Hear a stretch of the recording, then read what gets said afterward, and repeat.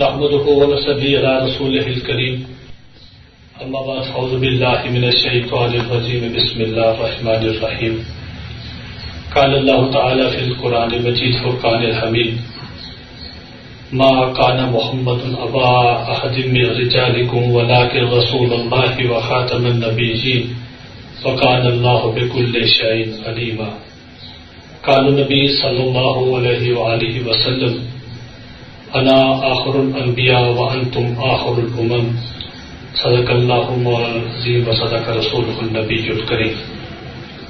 معزز خواتین و حضرات، آج کی اس علمی اور تحقیقی نشست میں ہمارا موضوع ہے قادیانیوں کی آئینی اور قانونی پوزیشن۔ اس سے پہلے کہ میں قادیانیوں کی آئینی اور قانونی حیثیت پہ بات کروں، میں چاہتا ہوں کہ قادیانیوں کا جو فتنہ ہے اس کے پس منظر کے بارے میں آپ حضرات کو تھوڑا سا عرض کر دوں۔ حضرات گرامی، عقیدہ ختم نبوت ہمارے اسلام کی بنیاد ہے، ہمارے دین اسلام کی بنیادی اساس ہے۔ اگر اس عقیدے میں ذرا سا بھی حرف آتا ہے تو پورے اسلام کی عمارت جو ہے وہ دھڑام سے نیچے گرتی محسوس ہوتی ہے۔ عقیدہ ختم نبوت یہ ہے کہ حضور نبی کریم صلی اللہ علیہ وآلہ وسلم اللہ تعالیٰ کے آخری نبی، آخری رسول اور آخری پیغمبر ہیں۔ حضور سرور کائنات صلی اللہ علیہ وآلہ وسلم کے بعد کسی قسم کا کوئی نبی کسی شکل میں، خواہ وہ ذلی ہو، بروزی ہو، تشریح ہو، غیر تشریح ہو، کسی قسم کا کوئی نبی، کوئی رسول، کوئی پیغمبر حضور نبی کریم صلی اللہ علیہ وآلہ وسلم کے بعد قیامت تک نہیں آئے گا۔ تاریخ میں ہم دیکھتے ہیں کہ مختلف لوگوں نے اپنے ذاتی مفادات کی خاطر نبوت کے دعوے کیے، اور یہ سلسلہ حضور نبی کریم علیہ الصلوۃ والسلام کی حیات طیبہ سے ہی شروع ہو گیا تھا۔ نبی کریم علیہ الصلوۃ والسلام کے دور مبارک میں اسود انسی نام کے ایک شخص نے نبوت کا دعویٰ کیا، تو حضور علیہ الصلوۃ والسلام کو جب پتہ چلا تو آپ صلی اللہ علیہ وآلہ وسلم نے مسلمانوں کو اکٹھا کر کے، صحابہ کرام کو اکٹھا کر کے ان کو فرمایا کہ اسود انسی کو جو شخص قتل کرے گا میں اس کو جنت کی بشارت دیتا ہوں۔ یہ اطلاع جب حضرت معاذ بن جبل رضی اللہ تعالیٰ عنہ تک پہنچی، وہ یمن کے اس وقت گورنر تھے، انہوں نے نکاح کی ایک تقریب میں حضور سرور کائنات صلی اللہ علیہ وآلہ وسلم کی اس خواہش اور اس حدیث پاک کو بیان کیا، تو وہاں پہ موجود لوگوں نے قصد کیا کہ وہ اسود انسی جھوٹا مدعی نبوت ہے، اس کو قتل کریں گے۔ اس کے بعد حضرت فیروز ویلمی رضی اللہ تعالی عنہ کو اللہ رب العزت نے یہ توفیق بخشی کہ انہوں نے اسود انسی کو قتل کیا، اور نبی کریم علیہ الصلوۃ والسلام کو یہ اطلاع بذریعہ وحی آپ کو پہنچی کہ آپ کے ایک بہت ہی اچھے اور بہت ہی بہادر ایک صحابی رسول حضرت فیروز ویلمی نے آپ کے دشمن اور آپ کے گستاخ اسود انسی کو قتل کر دیا۔ اس کے بعد ہم دیکھتے ہیں کہ جب حضور علیہ الصلوۃ والسلام نے اس دنیا سے پردہ فرمایا اور حضرت ابو بکر صدیق رضی اللہ تعالیٰ عنہ کا دور خلافت ہے، تو اس دور میں بھی مسلمہ کذاب نے نبوت کا دعویٰ کیا۔ مسلمہ کذاب اذان پڑھتا تھا تو اس میں بھی اس کی اذان میں الفاظ یہ موجود ہیں، تاریخ میں آتے ہیں کہ وہ الفاظ کہتا تھا اشہد ان محمد رسول اللہ، لیکن ظاہر بات ہے کہ وہ کہتا تھا کہ نبی کریم علیہ الصلوۃ والسلام بھی نبی ہیں اور ان کے بعد میں بھی مدعی نبوت ہوں۔ تو مسلمہ کذاب کو حضرت ابو بکر صدیق رضی اللہ تعالیٰ عنہ نے قتل کرنے کے لیے ایک بہت بڑا لشکر جو ہے وہ یمامہ کی طرف بھیجا، تو اس مسئلے کی اہمیت اس بات سے بھی ظاہر ہوتی ہے کہ جب اسلام میں جتنی جنگیں ہوئی ہیں صحابہ کرام کے دور میں، ان میں جتنے بھی صحابہ کرام شہید ہوئے ان کی تعداد جو ہے وہ 259 سے زیادہ نہیں ہے، لیکن صرف ایک جنگ جو مسلمہ کذاب کے خلاف، جھوٹے مدعی نبوت کے خلاف لڑی گئی، اس جنگ میں 10,000 صحابہ کرام شہید ہوئے، جن میں 1200 کے قریب قرآن مجید کے حافظ تھے۔ بہرحال اس سے ظاہر یہ بات ہوتی ہے کہ یہ مسئلہ صحابہ کرام کے نزدیک بھی بہت بڑی اہمیت کا حامل تھا کہ حضور نبی کریم صلی اللہ علیہ وآلہ وسلم کے بعد کسی قسم کا کوئی جھوٹا نبی جو ہے وہ اسلام اس کو برداشت نہیں کرتا۔ پھر یہ سلسلہ چلتا ہے، اور جس دور میں بھی کسی شخص نے بھی اگر نبوت کا دعویٰ کیا تو اسلامی حکمرانوں نے اس کو مرتد قرار دے کر، اس کو زندیق قرار دے کر اس کو قتل کیا۔ ہم حضرت امام ابو حنیفہ رحمۃ اللہ علیہ کے دور کی بات کرتے ہیں کہ حضرت امام صاحب کے دور میں ایک شخص نے نبوت کا دعویٰ کیا تو لوگوں نے اس سے دلیل مانگی کہ آپ اپنی نبوت کی ہمیں دلیل پیش کریں، تو اس آدمی نے کہا کہ آپ مجھے وقت دیں، میں آپ کو اپنی نبوت کے دلائل پیش کرتا ہوں۔ جب امام صاحب کو پتا چلا تو امام ابو حنیفہ رحمۃ اللہ نے اس پہ باقاعدہ فتویٰ جاری کیا اور فرمایا کہ جو شخص مدعی نبوت سے، جھوٹے مدعی نبوت سے اس کی نبوت کے دلائل مانگتا ہے، دلائل مانگنے والا خود کافر ہو جاتا ہے، اس لیے کہ شک اس بات میں ہوتا ہے جو قطعی نہ ہو، جو کامل نہ ہو، اور جو بات پہلے سے قرآن و سنت سے طے شدہ ہے۔ مثلا قرآن مجید کی 100 آیات اس بات پہ دلالت کرتی ہیں کہ نبی کریم صلی اللہ علیہ وآلہ وسلم آخری نبی ہیں۔ اسی طرح 210 احادیث مبارکہ بھی اس بات پہ دلالت کرتی ہیں کہ نبی کریم صلی اللہ علیہ وآلہ وسلم کے بعد کسی قسم کا کوئی نبی کسی شکل میں، کسی تصور میں نہیں آئے گا۔ میں یہاں پہ وضاحت کرنا چاہتا ہوں، میں آگے انشاءاللہ اس پہ تفصیلی بات کروں گا کہ یہ جو ہم کہتے ہیں کہ نبی کریم علیہ الصلوۃ والسلام کے بعد کوئی نبی نہیں آئے گا، تو اس میں قادیانی حضرات یا ویسے ہمارے دوست جن کا علم کم ہوتا ہے وہ حضرت عیسیٰ علیہ السلام کی بات بھی کرتے ہیں کہ مسلمانوں کا یہ عقیدہ ہے کہ عیسیٰ علیہ السلام قرب قیامت دنیا میں تشریف لائیں گے، تو کیا وہ نہیں آئیں گے؟ تو اس سلسلے میں درخواست یہ ہے کہ یہ تو خود نبی کریم علیہ الصلوۃ والسلام کی حدیث پاک ہے، قرآن مجید سے یہ مصدقہ ایک مسئلہ ہے کہ عیسیٰ علیہ السلام جب دنیا میں دوبارہ تشریف لائیں گے، یہ مسلمانوں کی ضروریات دین میں ایک مسئلہ ہے جس پہ ایمان ہونا بہت ضروری ہے، اور جو شخص اس کا انکار کرتا ہے وہ کافر ہے۔ عیسیٰ علیہ السلام تشریف لائیں گے، لیکن جب تشریف لائیں گے وہ بحثیت نبی کے نہیں بلکہ بحثیت امتی کے تشریف لائیں گے۔ نبوت نبی کریم علیہ الصلوۃ والسلام کی چلے گی، قانون نبی کریم علیہ الصلوۃ والسلام کا چلے گا، لیکن وہ بحثیت ایک امتی آئیں گے کہ انہوں نے خواہش ظاہر کی تھی کہ اللہ نے ان کی دعا قبول فرمائی کہ اللہ مجھے نبی کریم علیہ الصلوۃ والسلام کی امت میں سے شمار کر۔ اسی لیے حدیث پاک میں آتا ہے کہ عیسیٰ علیہ السلام کے 2 حساب ہوں گے قیامت والے دن، ایک بحثیت نبی کے اور ایک بحثیت امتی کے۔ تو میں اس پہ انشاءاللہ تفصیلی بات بعد میں کروں گا۔ تو میرے کہنے کا یہ تمہید باندھنے کا مقصد صرف یہ تھا کہ عقیدہ ختم نبوت کو اسلام میں ایک بہت اساسی، بہت ہی اہمیت حاصل ہے کہ کسی بھی دور میں، خواہ وہ صحابہ کرام کا دور ہو، تابعین کا دور ہو، تبع تابعین کا دور ہو، یا آگے اسلامی حکمرانوں کا دور ہو، کبھی بھی کسی شخص نے، کسی حکمران نے بھی، کسی آدمی کو بھی جس نے نبوت کا دعویٰ کیا نبی کریم علیہ الصلوۃ والسلام کے بعد، امت مسلمہ نے اس کو برداشت نہیں کیا، بلکہ اس کو فوری طور پہ واجب القتل قرار دیا، اس کو مرتد قرار دیا، اس کو زندیق قرار دے کے اسے کافر کردار تک پہنچایا۔ خیر یہ ایک الگ موضوع ہے۔ ہم چلتے جب دیکھتے ہیں کہ برے صغیر میں آتے ہیں، صلیبی جنگوں کے بعد اسپین میں جو کچھ ہوا اور وہ وہاں پہ جہاد کی ایک لہر دوڑی، تو کفار جو تھے وہ مسلمانوں کے جذبہ جہاد سے جو ہیں وہ بہت زیادہ نالا اور بہت زیادہ اس سے وہ خوف زدہ ہیں۔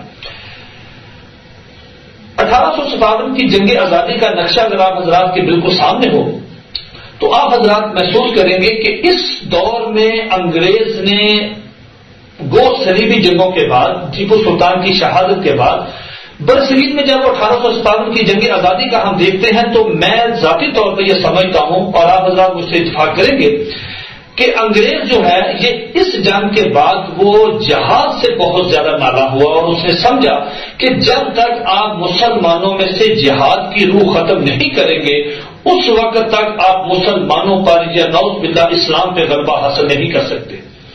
اس کے لیے انگریز چونکہ بہت سیانا اور بہت وہ سمجھدار اور بڑا چلاک دشمن ہے، اس کے لیے اس نے بہت زیادہ ایک فیزیبلٹی بنائی اور اپنے بڑے بڑے دانشور اکٹھے کیے. پارلیمنٹ کے اجلاس ہو رہے ہیں یورپ میں، برطانیہ میں، امریکہ میں، بہت کچھ ہوا. بس اس میں ایک چیز یہ بھی آتی ہے کہ برطانیہ کے پارلیمنٹ میں ایک مسئلہ یہ بھی پیش ہوا کہ جناب اگر مسلمانوں میں آپ نے جہاد کی روح کو ختم کرنا ہے تو آپ اس طرح کریں کہ پوری دنیا میں سے قرآن مجید کے نسخے اکٹھے کر کے ان کو دریا برد سمندر برد کر دیا جائے. نعوذ باللہ. اس سے شاید اسلام ختم ہو جائے یا فرق پڑ جائے گا. تو خیر وہ لوگ سیانے تو ہیں، سمجھدار تو ہیں، وہ سمجھتے ہیں، انہوں نے اسلام کا مطالعہ کیا ہے. تو وہاں ایک بوڑھے پارلیمنٹری نے یہ بات کہی کہ ٹھیک ہے آپ پوری دنیا میں سے قرآن مجید اکٹھے کر کے نعوذ باللہ آپ اس کو سمندر برد کر دیں، لیکن جناب جو مسلمان کے سینے میں قرآن مجید محفوظ ہے آپ اس کو کس طرح ختم کریں گے؟ یہ تو سینہ بسینہ شروع سے آ رہا ہے اور مسلمانوں کا جو سینہ ہے حفاظ ہیں وہ تو اس کی حفاظت کرتے ہیں. خیر یہ بھی ان کا پروگرام کینسل ہوا. پھر انہوں نے قرآن مجید میں تحریف کے پروگرام بنائے کہ صاحب اس میں جو جہاد کی آیات مبارکہ ہیں اس کو ختم کر دیا جائے. خیر وہ بھی ان کا منصوبہ ناپاک جو تھا وہ بھی کامیاب نہ ہو سکا، اس میں ناکام ہوئے، نامراد ہوئے. بالآخر ایک بڑی ہی خوفناک سازش جو مسلمانوں کے خلاف، اسلام کے خلاف وہ سازش چلی اور جس میں وہ ایک حد تک کامیابی ہوئے، وہ یہ ہوا کہ انہوں نے ولیم ہنٹر کی سربراہی میں ایک عیسائیوں کا کمیشن بنایا جس میں بہت بڑے بڑے دانشور، بڑے بڑے صحافی اور بڑے پڑھے لکھے لوگ موجود تھے. انہوں نے کہا کہ آپ لوگ ہمیں ایک رپورٹ تیار کر کے دیں اور بتائیں کہ جناب کس طرح مسلمانوں کے دلوں سے جذبہ جہاد ختم کیا جائے، اور نمبر 2 کس طرح امت مسلمہ کے ٹکڑے ٹکڑے کیے جائیں. خیر اس ولیم ہنٹر کی سربراہی میں اس کمیشن نے بہت کام کیا. بڑے انہوں نے فتنوں کا مطالعہ کیا، بڑے بڑے خبیث لوگ جنہوں نے عالم اسلام کو نقصان پہنچایا ان کی تاریخ پڑھی. تو اس کے بعد وہ جو کمیشن تھا وہ برصغیر آیا. اس کو ہم the arrival of the British empire in India کے نام سے جانتے ہیں، اور آج بھی یہ دستاویز جو ہے یہ برطانوی جو خفیہ دستاویزات ہیں اور ان کے میوزیم میں وہ پڑی ہوتی ہیں. تو یہ خاص کنفیڈینشیل ان کی دستاویز ہے جو ایک باہر آئی، اور وہ یہ اس کو نام دیا تھا arrival of the British empire in India. اس نے اس مشن پہ کام کیا کہ کس طرح مسلمانوں کے سینوں سے جہاد کو ختم کیا جائے اور امت مسلمہ کے ٹکڑے ٹکڑے کیے جائیں. خیر اس کمیشن نے جا کے رپورٹ پیش کی برطانیہ اور وہ ان کو پسند آئی، اور اس رپورٹ کی بنیاد پہ پھر برصغیر میں اس فتنے کا آغاز ہوا. اس کمیشن نے جا کے برطانیہ میں رپورٹ پیش یہ کی کہ صاحب برصغیر کے لوگ اور بالخصوص پنجاب کے جو لوگ ہیں وہ ہم پرست ہیں، وہ لوگ پڑھے لکھے نہیں ہیں، وہ لوگ چھوٹی چھوٹی باتوں پہ یقین کر لیتے ہیں، وہ لوگ پیر پرست ہیں، وہ لوگ کسی سے عقیدت بہت زیادہ کرتے ہیں اور اندھی عقیدت کرتے ہیں، دیکھتے بھی نہیں، سوچتے بھی نہیں. تو اگر آپ اس طرح کریں، اگر برصغیر میں کوئی ایسا شخص پیدا کرے جو نبوت کا اعلان کرے اور کہے جناب کہ میں نبی ہوں، مجھ پہ وحی نازل ہوتی ہے، نعوذ باللہ، پھر ہم اس کو کتابیں بھی تیار کر کے دیں گے، تحریف شدہ قرآن بھی دیں گے، پورا ایک سیٹ اپ بنائیں گے. اگر یہ شخص ایسا کام کرے تو اس کے پوری سرپرستی انگریزوں کی ہوگی اور اس کو بے شمار انعامات، اس کو مراعات، اس کا حکومت اس کی سرپرستی کرے گی، ہم سرپرستی کریں گے، اس کو پورا شیلٹر حاصل ہوگا. تو ہم سمجھتے ہیں کہ اگر اس طرح کا ہم ایک فتنہ ان لوگوں میں پھیلا دیں تو نہ صرف ان میں جذبہ جہاد بھی ختم ہوگا اور اسلام کے بھی ٹکڑے ٹکڑے ہوں گے. اس کے لیے انہوں نے انتخاب کیا ان خاندانوں کا، اپنے ریکارڈ سے ان خاندانوں کا انتخاب کیا جو جدی پشتی پیچھے سے پردادا سے، دادا سے جو جدی پشتی غدار تھے، مسلمانوں کے غدار تھے، مسلمانوں کے خلاف کام کرتے تھے، توٹی کرتے تھے اسلام دشمن طاقتوں کی، اور اس مسلمانوں کے خلاف کام کرتے تھے.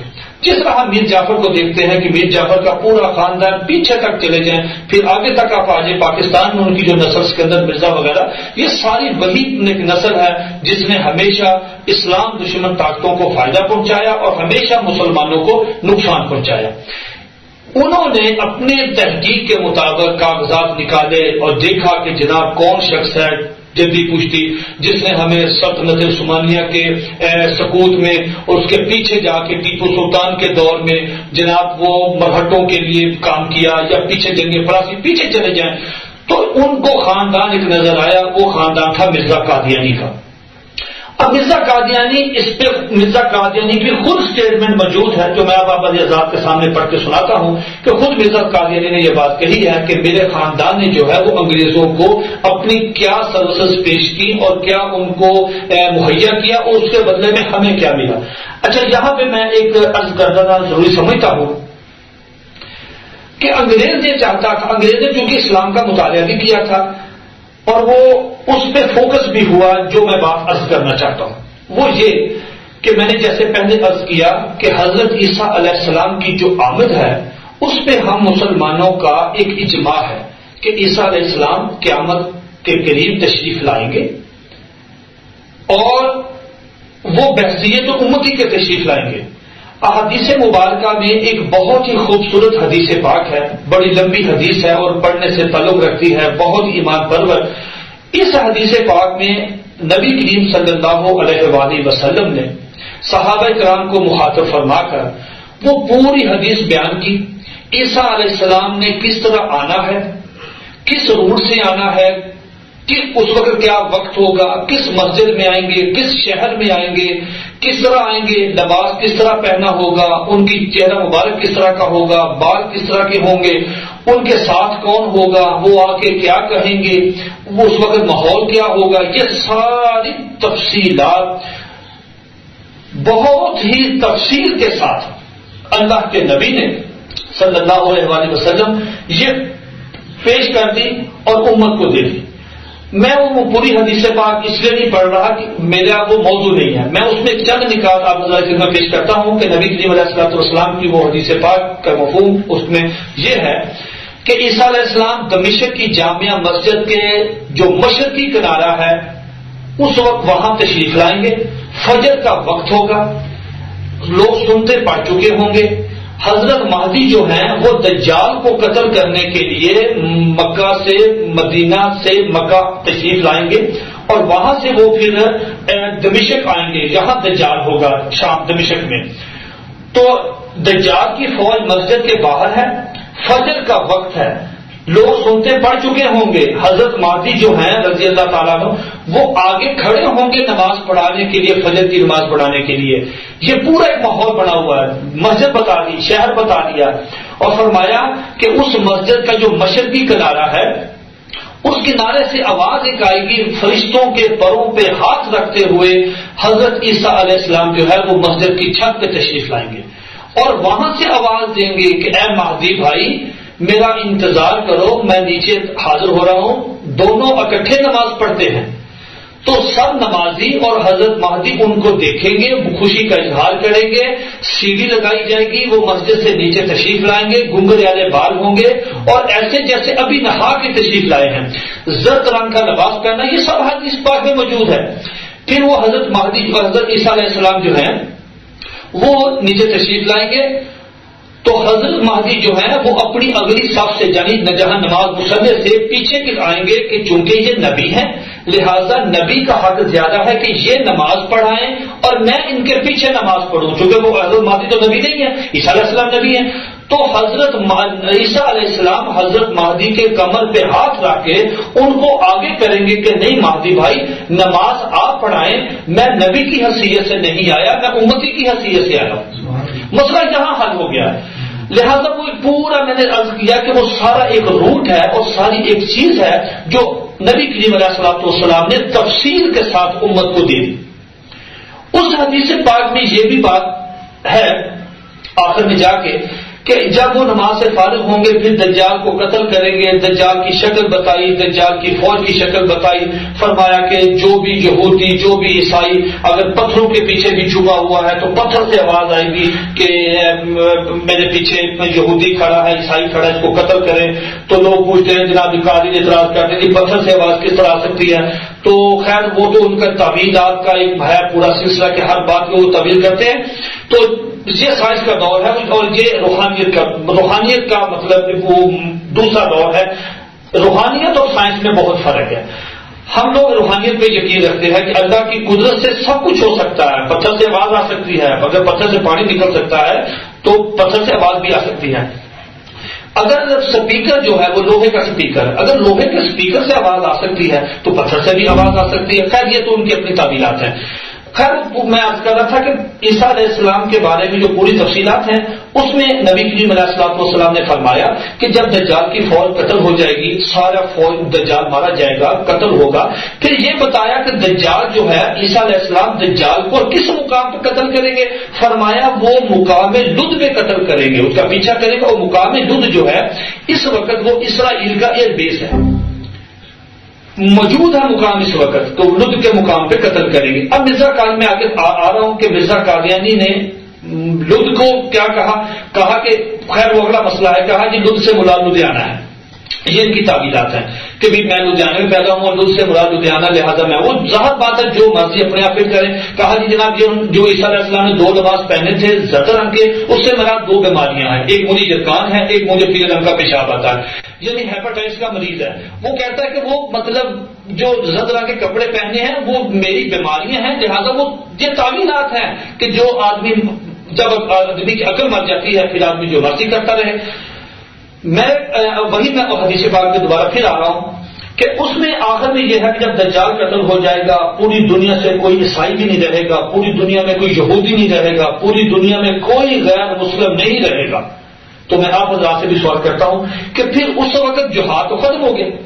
لہذا نبی کریم علیہ الصلوۃ والسلام نے فرمایا کہ اس وقت پھر جہاد جو ہے وہ موقوف ہو جائے گا, اس لیے کہ اس وقت پھر پورے عالم اسلام میں, پوری دنیا میں, روئے زمین پر اسلام نافذ ہوگا.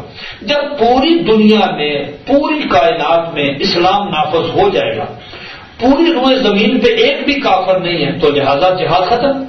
پھر جہاد کس کے خلاف کرنا ہے, وہ موقوف ہو جائے گا, ختم نہیں موقوف ہو جائے گا. لہذا اس حدیث پاک کو لے کے انگریزوں نے وہ ولیم ہنٹر نے جو کمیشن جو اس میں یہ ڈسکس ہوا کہ جناب یہ مسلمانوں کی حدیث پاک ہمارے پاس آ گئی ہے. اس میں انہوں نے کہا ہے کہ جناب عیسیٰ علیہ السلام کی آمد پر جہاد ختم ہو جائے گا. لہذا کوئی شخص اگر یہ کہہ دے کہ میں عیسیٰ ہوں تو یہ بات الگ ہے کہ وہ اس میں کامیاب ہوتا ہے یا نہیں ہوتا, یہ الگ بات ہے. وہ بینگا ہے, وہ پاگل ہے, وہ مقبوض الحواس ہے, وہ ٹاؤٹ ہے, وہ غدار ہے, وہ واجب القتل ہے, وہ اس کو چھوڑے, اس کی سیرت کیا, اس کا کریکٹر کیا ہے. بات یہ ہے کہ جب ایک شخص کی ہم سرپرستی کریں گے, گورنمنٹ سرپرستی کرے گی, اس کو پیسہ دیں گے, لالچ دیں گے, پورا ایک پلان بنائیں گے, جب وہ شخص کہے گا کہ میں عیسیٰ علیہ السلام ہوں اور قیامت بھی قریب ہے, میں آ رہا ہوں, آ گیا ہوں, تو ظاہر بات یہ ہے کہ پھر جہاد جو ہے وہ موقوف ہو جائے گا. یہ پوائنٹ ہے جہاں میں آپ کو لانا چاہتا تھا. لہذا میں پھر وہی پیچھے ہم چلتے ہیں کہ انہوں نے, انگریز نے کہا, کمیشن نے, کہ جناب ایسا خاندان آپ ڈھونڈیں جو جدی کشتی پیچھے سے غدار ہو, جس کی رگوں میں مطلب مسلمانوں سے بغاوت, اسلام سے بغاوت کا ایک خون شامل ہو. وہ کہتے ہیں نا خاندانی ایک نسل میں خون چلتا ہے, وہ چلتا آگے. وہ کوئی اظہار بات ہے کہ ایک آدمی ہے, اگر اس کی پرورش جو ہے وہ مطلب اس ماحول میں ہوئی ہے, حرام ہوئی ہے, تو ظاہر اس کی نسلوں سے آپ وہ اسلام دشمنی تو ختم نہیں کر سکتے. لہذا اس کمیشن نے یہ رپورٹ دی. اس رپورٹ کی روشنی میں گرداسپور کا جو ڈی سی تھا اس کی ڈیوٹی لگی کہ صاحب تم نے پنجاب میں سے ایک آدمی ڈھونڈنا ہے جو جس جدید پشتی بھی غدار ہو, اور صاحب اس کو ہم نے مسیح موعود بنانا ہے اور اس کو ہمیں نبوت دینی ہے اور وہ اسے چلانی ہے, اور اس سے ہم جہاد بھی ختم کریں گے اور امت مسلمہ کے ٹکڑے بھی کریں گے. لہذا اس میں پھر حکیم نور الدین بھی شامل ہوا. حکیم نور الدین جو تھا وہ کشمیر میں برطانیہ کی جو خفیہ ایجنسی ہے اس کا وہ پے رول پہ تھا, لہذا اس نے بھی کام کیا. ان کو مرزا قادیانی جو تھا مرزا غلام احمد قادیانی جو اس فتنے کا بانی ہے، وہ ڈی سی آفس سیال کوٹ میں نوکری کرتا تھا. اس نے خود مرزا قادیانی کے بیٹے نے، اس کے حالات زندگی میں آتا ہے، مرزا بشیر احمد ایم اے نے جو سیرت المہدی لکھی اس میں لکھا کہ میرا جو والد تھا وہ مختاری کا امتحان دیا اور اس میں فیل ہو گئے. خود مختاری کا امتحان دیا، وہاں فیل. وہ ڈی سی آفس میں کلرک تھا. لیکن اس کے والد نے اس کو شروع میں جو ہمارے گھروں میں پہلے ہوتا تھا، اب نہیں ہوتا، پہلے گھروں میں مسلمانوں کے گھروں میں ایسا ہوتا تھا کہ بچے کو شروع میں عربی بھی سکھاتے تھے، اس کو فارسی بھی سکھاتے تھے، اردو بھی سکھاتے تھے. ہمارے ہاں دیکھتے ہمارے جو استاد سکولوں میں تھے، ہم بڑے حیران بھی ہوتے تھے کہ انہوں نے فارسی میں بھی جناب کیا ہوا ہے، عربی فاضل بھی ہیں، فارسی میں بھی ہیں، اردو میں بھی ہیں، عربی میں بھی ہیں. تو یہ پرانا اب تو خیر سائنس کا، انٹرنیٹ کا، ٹیکنالوجی، کمپیوٹر آ گیا، اور یہ جو ہماری بیسک زبانیں تھیں اس میں لوگ اب کم پڑھتے ہیں. تو مرزا قادیانی کے استاد بھی تھے، وہ ان استادوں سے پڑھتا بھی رہا. فضل الہی اس کا استاد تھا، فضل احمد تھا، ایک ان کا گل علی شاہ تھا. یہ کیا حالات زندگی کتاب البریہ میں تفصیل کے ساتھ یہ بات ہے کہ میرے 3 استاد تھے. تینوں استادوں سے میں نے عربی اور ان سے میں نے فارسی کے اسباق جو ہیں وہ پڑھے. ڈپٹی کمشنر سیالکوٹ نے جب دیکھا کہ ہمارے پاس ایک ایسا شخص ہے جو مذہبی بحث بھی کرتا ہے اپنے دفتر میں، اور اس کو عربی بھی آتی ہے، اس کو فارسی بھی آتی ہے، اردو بھی آتی ہے، اور تھوڑی بہت وہ انگلش میں بھی منہ ماری کرتا ہے، تو لہذا یہ آدمی بھی اس کی نظر میں ایک آیا کہ بھی یہ آدمی مطلب ہمارے لیے، اور اس کا خاندان بھی غدار ہے پیچھے، تو یہ ہمارے لیے تھوڑا سا مناسب ثابت ہو سکتا ہے. اس کے بعد ہوا یہ کہ وہاں پہ کچھ آدمی جو تھے ایسے گرفتار ہوئے، انگریز کے خلاف انہوں نے سازش کی. مثال کے طور پر آپ یہ سمجھ لیں کہ اس وقت آپ سمجھ لیں کہ انگریز نے کہا جی یہ القاعدہ کا بندہ ہے، جی یہ ہمارے خلاف سازشیں کرتا ہے، اس کو پکڑو جی، یہ القاعدہ. وہ تو ظاہر ہے امریکہ اس وقت جس اوپر جس الزام لگا دے کہ القاعدہ کا آدمی ہے، اس وقت انہوں نے الزام لگایا جناب یہ جو صاحب عربی آئے ہیں 3-4 تو یہ ہمارے خلاف سازشیں کر رہے ہیں گورنمنٹ برطانیہ کے خلاف. ان سے کچھ کاغذات برآمد ہوئے جو عربی میں تھے. وہ بلایا کہ ڈی سی آفس میں مرزا قادیانی کو کہا گیا یہ عربی کے کاغذات پڑھے.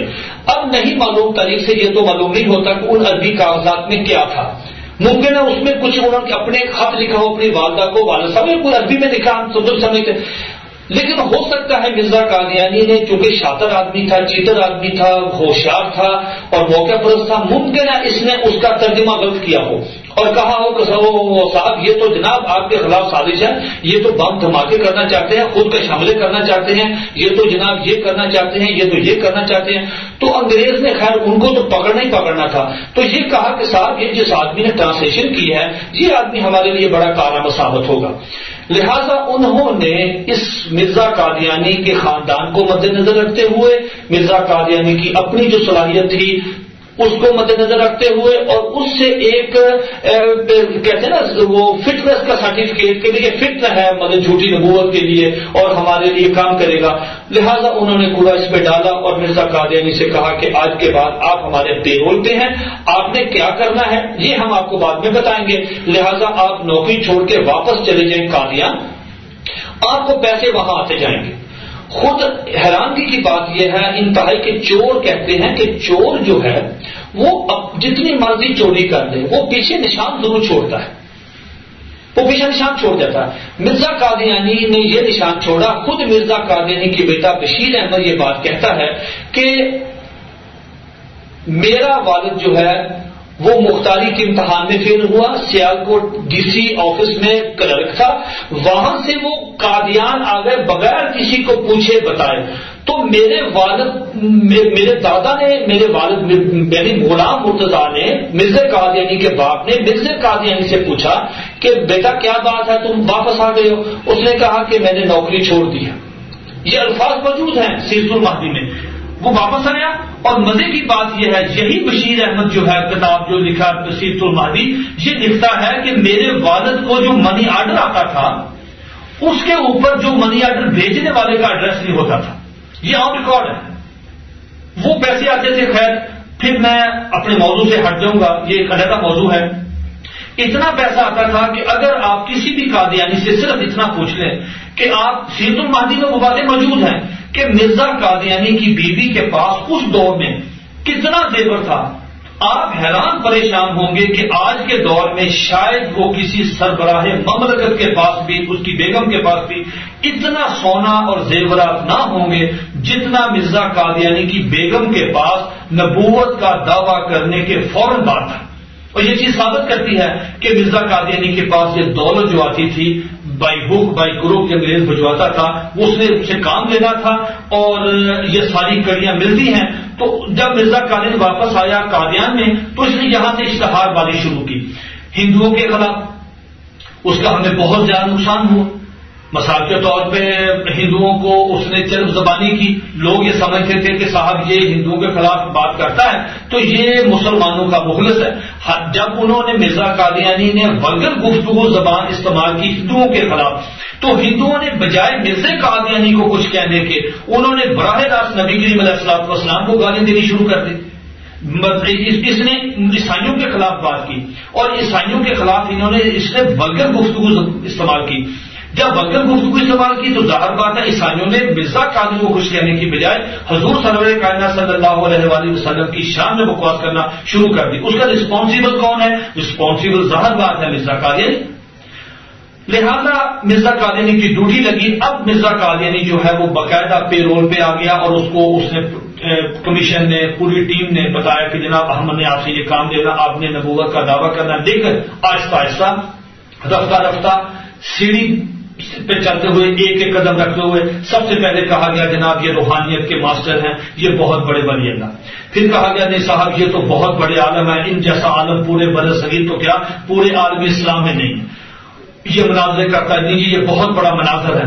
پھر وہ روپ میں آیا جناب کہ نہیں جناب اس پہ تو جناب یہ تو ایسا آدمی ہے، یہ تو ایسے محسوس ہوتا ہے جیسے یہ فرشتہ ہے. پھر آگے بات چلتی، دیکھا کہ ریزسٹنس نہیں ہو رہی آگے، مطلب مسلمانوں کی طرف سے مجھے ریزسٹنس نہیں ہو رہی. پھر کہا صاحب میں تو جو ہے نا میں تو محدث ہوں. پھر سیڑھی آگے چلی تو کہا صاحب میں تو مسیح موعود ہوں، میں مہدی ہوں جس مہدی نے آنا تھا، مہدی کا کہہ دیا. پھر آگے قدم بڑھایا، کہا صاحب میں تو عیسیٰ ہوں جس کا وعدہ حدیث میں کیا گیا ہے. پھر یہ بات وہاں نہیں رکی، پھر آگے بات آئی نبی تک. پھر نبی کے بعد اس نے کہا نعوذ باللہ میں رسول ہوں، میں پیغمبر ہوں. بات پھر آگے بڑھتی گئی اور اس کے حوصلے کھلتے گئے اور اس نے نعوذ باللہ یہ کہا کہ میں محمد رسول اللہ. اب قادیانی جب کلمہ پڑھتے ہیں اس میں بھی یہ الفاظ استعمال کرتے ہیں. میں اس پہ آ رہا ہوں کہ ہائی سپریم کورٹ کے فیصلوں نے اس پہ کیا انہوں نے لکھا اور کس طرح انہوں نے اس کا تجزیہ کیا. یہ اپنی جگہ پہ خوبصورت چیز ہے. میں پھر وہی واپس آتا ہوں کہ مرزا قادیانی نے جو دعوے کیے، جو ایک ماحول بنایا، وہ انگریزوں کے کہنے پہ یہ تو تھی ان کی ایک تاریخ. اب میں اس دور میں بھی جس دور میں مرزا قادیانی کو قادیانی اور انگریزوں کی سرپرستی مکمل طور پر موجود تھی، اس دور میں بھی ایک خاتون ہے غلام عائشہ، وہ رہتی تھی احمد پور شرقیہ بہاولپور میں. یہ 1926 کی بات ہے، 1926 کی بات ہے. 1926 میں غلام عائشہ ایک خاتون تھی، بلوغت سے پہلے، ابھی جوان نہیں ہوئی، بلوغت سے پہلے اس خاتون کا نکاح اپنے خاندان میں عبدالرزاق نامی ایک شخص سے ہو گیا. جب خاتون بالغ ہوئی، جوان ہوئی، اس کی شادی ہونے لگی تو عبدالرزاق جو نامی آدمی تھا وہ قادیانی ہو گیا. پہلے وہ قادیانی نہیں تھا، قادیانی بعد میں ہوا.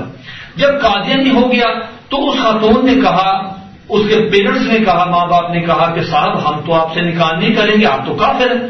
اس نے کہا جی ہم تو کافر نہیں ہیں. لہذا غلام عائشہ نے اپنے نکاح کی تنسیخ نکاح کے لیے احمد پور شرقیہ بہاولپور کے دیہات میں ریاست تھی وہ بہاولپور کی، تو اس نے احمد پور شرقیہ میں نکاح کا تنسیخ نکاح کا دعویٰ دائر کر دیا کورٹ میں.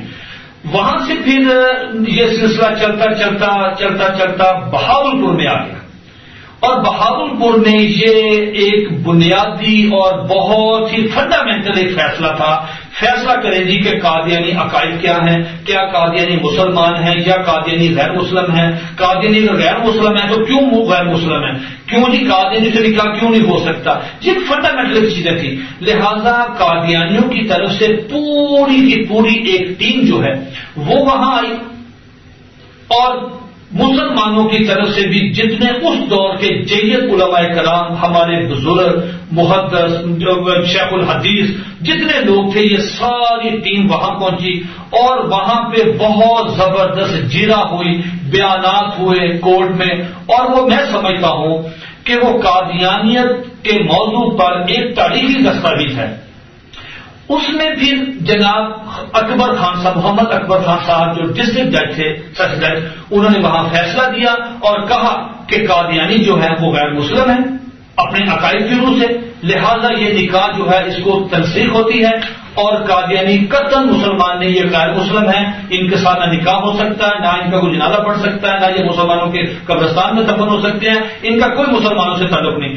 یہ اس دور کی بات ہے، 1926 میں یہ دعویٰ دائر ہوا، 1935 میں یہ فیصلہ ہوا۔ اب اندازہ لگائیں 1935 کا دور اپنے سامنے لائیں کہ انگریز کی چھتری ہے قادیانیوں کے سر کے اوپر، اور انہوں نے خضر حجاج ٹوانا صاحب کے تھرو اور بے شمار ریاست جو بہادر پور کے ریاست کے جو نواب تھے ان کے تھرو بہت زیادہ انہوں نے کوشش کی کہ صاحب کسی طریقے سے یہ فیصلہ جو ہے، اچھا ہوا کیا، قادیانیوں نے ایک سازش کے تحت عبدالرزاق کو جب یہ ساری پروسیجر ہو گئی، سارا فیصلہ ہونا تھا 2-3 مہینے بعد، جرا ہو گئی، بیانات ہو گئے، سب کچھ، عبدالرزاق کو زہر دے کے مار دیا۔ اور پھر بلی یہ نہیں کہ صاحب جس آدمی کے ساتھ نکاح تو وہ تو مر گیا، لہذا تنسیخ بھی نکاح کی آٹومیٹک ہو گئی، تو لہذا فیصلہ نہ آپ نے، کورٹ فیصلہ نہ دے۔ کورٹ نے کہا صاحب بات یہ ہے عبدالرزاق کا مسئلہ نہیں ہے، یہاں تنسیخ نکاح کا معاملہ نہیں ہے، معاملہ یہ ہے کہ سوال یہ پوٹا ہو رہا ہے کہ کیا قادیانی مسلمان ہے یا مسلمان نہیں ہے، کیا قادیانیوں کے ساتھ نکاح ہو سکتا ہے کہ نہیں ہو سکتا۔ اب عبدالرزاق اگر مردود مر گیا ہے تو اس میں عدالت کا کوئی قصور نہیں ہے، عدالت اپنے آئے گی فیصلے پر اور ایک فیصلہ دے گی جو پورے برصغیر میں مسلمانوں نافذ ہوگا، اور اس میں ہم ایک اتھارٹی قائم کر دیں گے۔ لہذا قادیانی کی کوشش یہ تھی کہ کم از کم عبدالرزاق مر گیا تو اب فیصلہ نہیں ہونا چاہیے۔ فیصلہ ہوا، اتنا زبردست تاریخی دستاویز ہے وہ، بہت ہی خوبصورت فیصلہ۔ ہمارے اس فیصلے کی سب سے بڑی خوبی یہ ہے کہ ہمارے شیخ مولانا محمد انور کشمیری رحمۃ اللہ علیہ، اللہ تعالیٰ ان کی قبر پہ کروڑوں رحمت نازل فرمائے، وہ وہاں پیش ہوئے۔ اس طرح کی اسی طرح ہمارے بریلوی مسلک کے، اہل حدیث مسلک کے، دیوبندی مسلک کے تمام امت مسلمان نے اکٹھا ہو کے، یکجا ہو کے، ایک اللہ کی رسی مضبوطی سے پکڑ کر عدالت میں پیش ہوئے، اور پوری امت مسلمان مطلب ایک کڑی کی طرح وہاں پیش ہوئے، اور سب بزرگوں نے وہاں اپنے بیانات ریکارڈ کروائے، اور یہ بہت رہی فیصلہ جس نے قادیانیت کا جو محل تھا نا جی، وہ آپ سمجھنے کے ایک مزائل گرا اس پہ اور وہ پاش ہوا۔ اس کے بعد ہم چلتے ہیں کہ انگریز دور میں مرزا قادیانی کو جو عادت تھی، وہ رات کو مالک کولیا کا مریض تھا، جو اپنا دشمن دیکھتا اگر صاحب وہ میرے خلاف کام کرتے ہیں، محمد صاحب بٹالوی یا کہتے مولانا صلاح العمر صاحب رحمۃ اللہ علیہ، یا اور صاحب کام پیر ملی شاہ رحمۃ اللہ علیہ، یا اس دور میں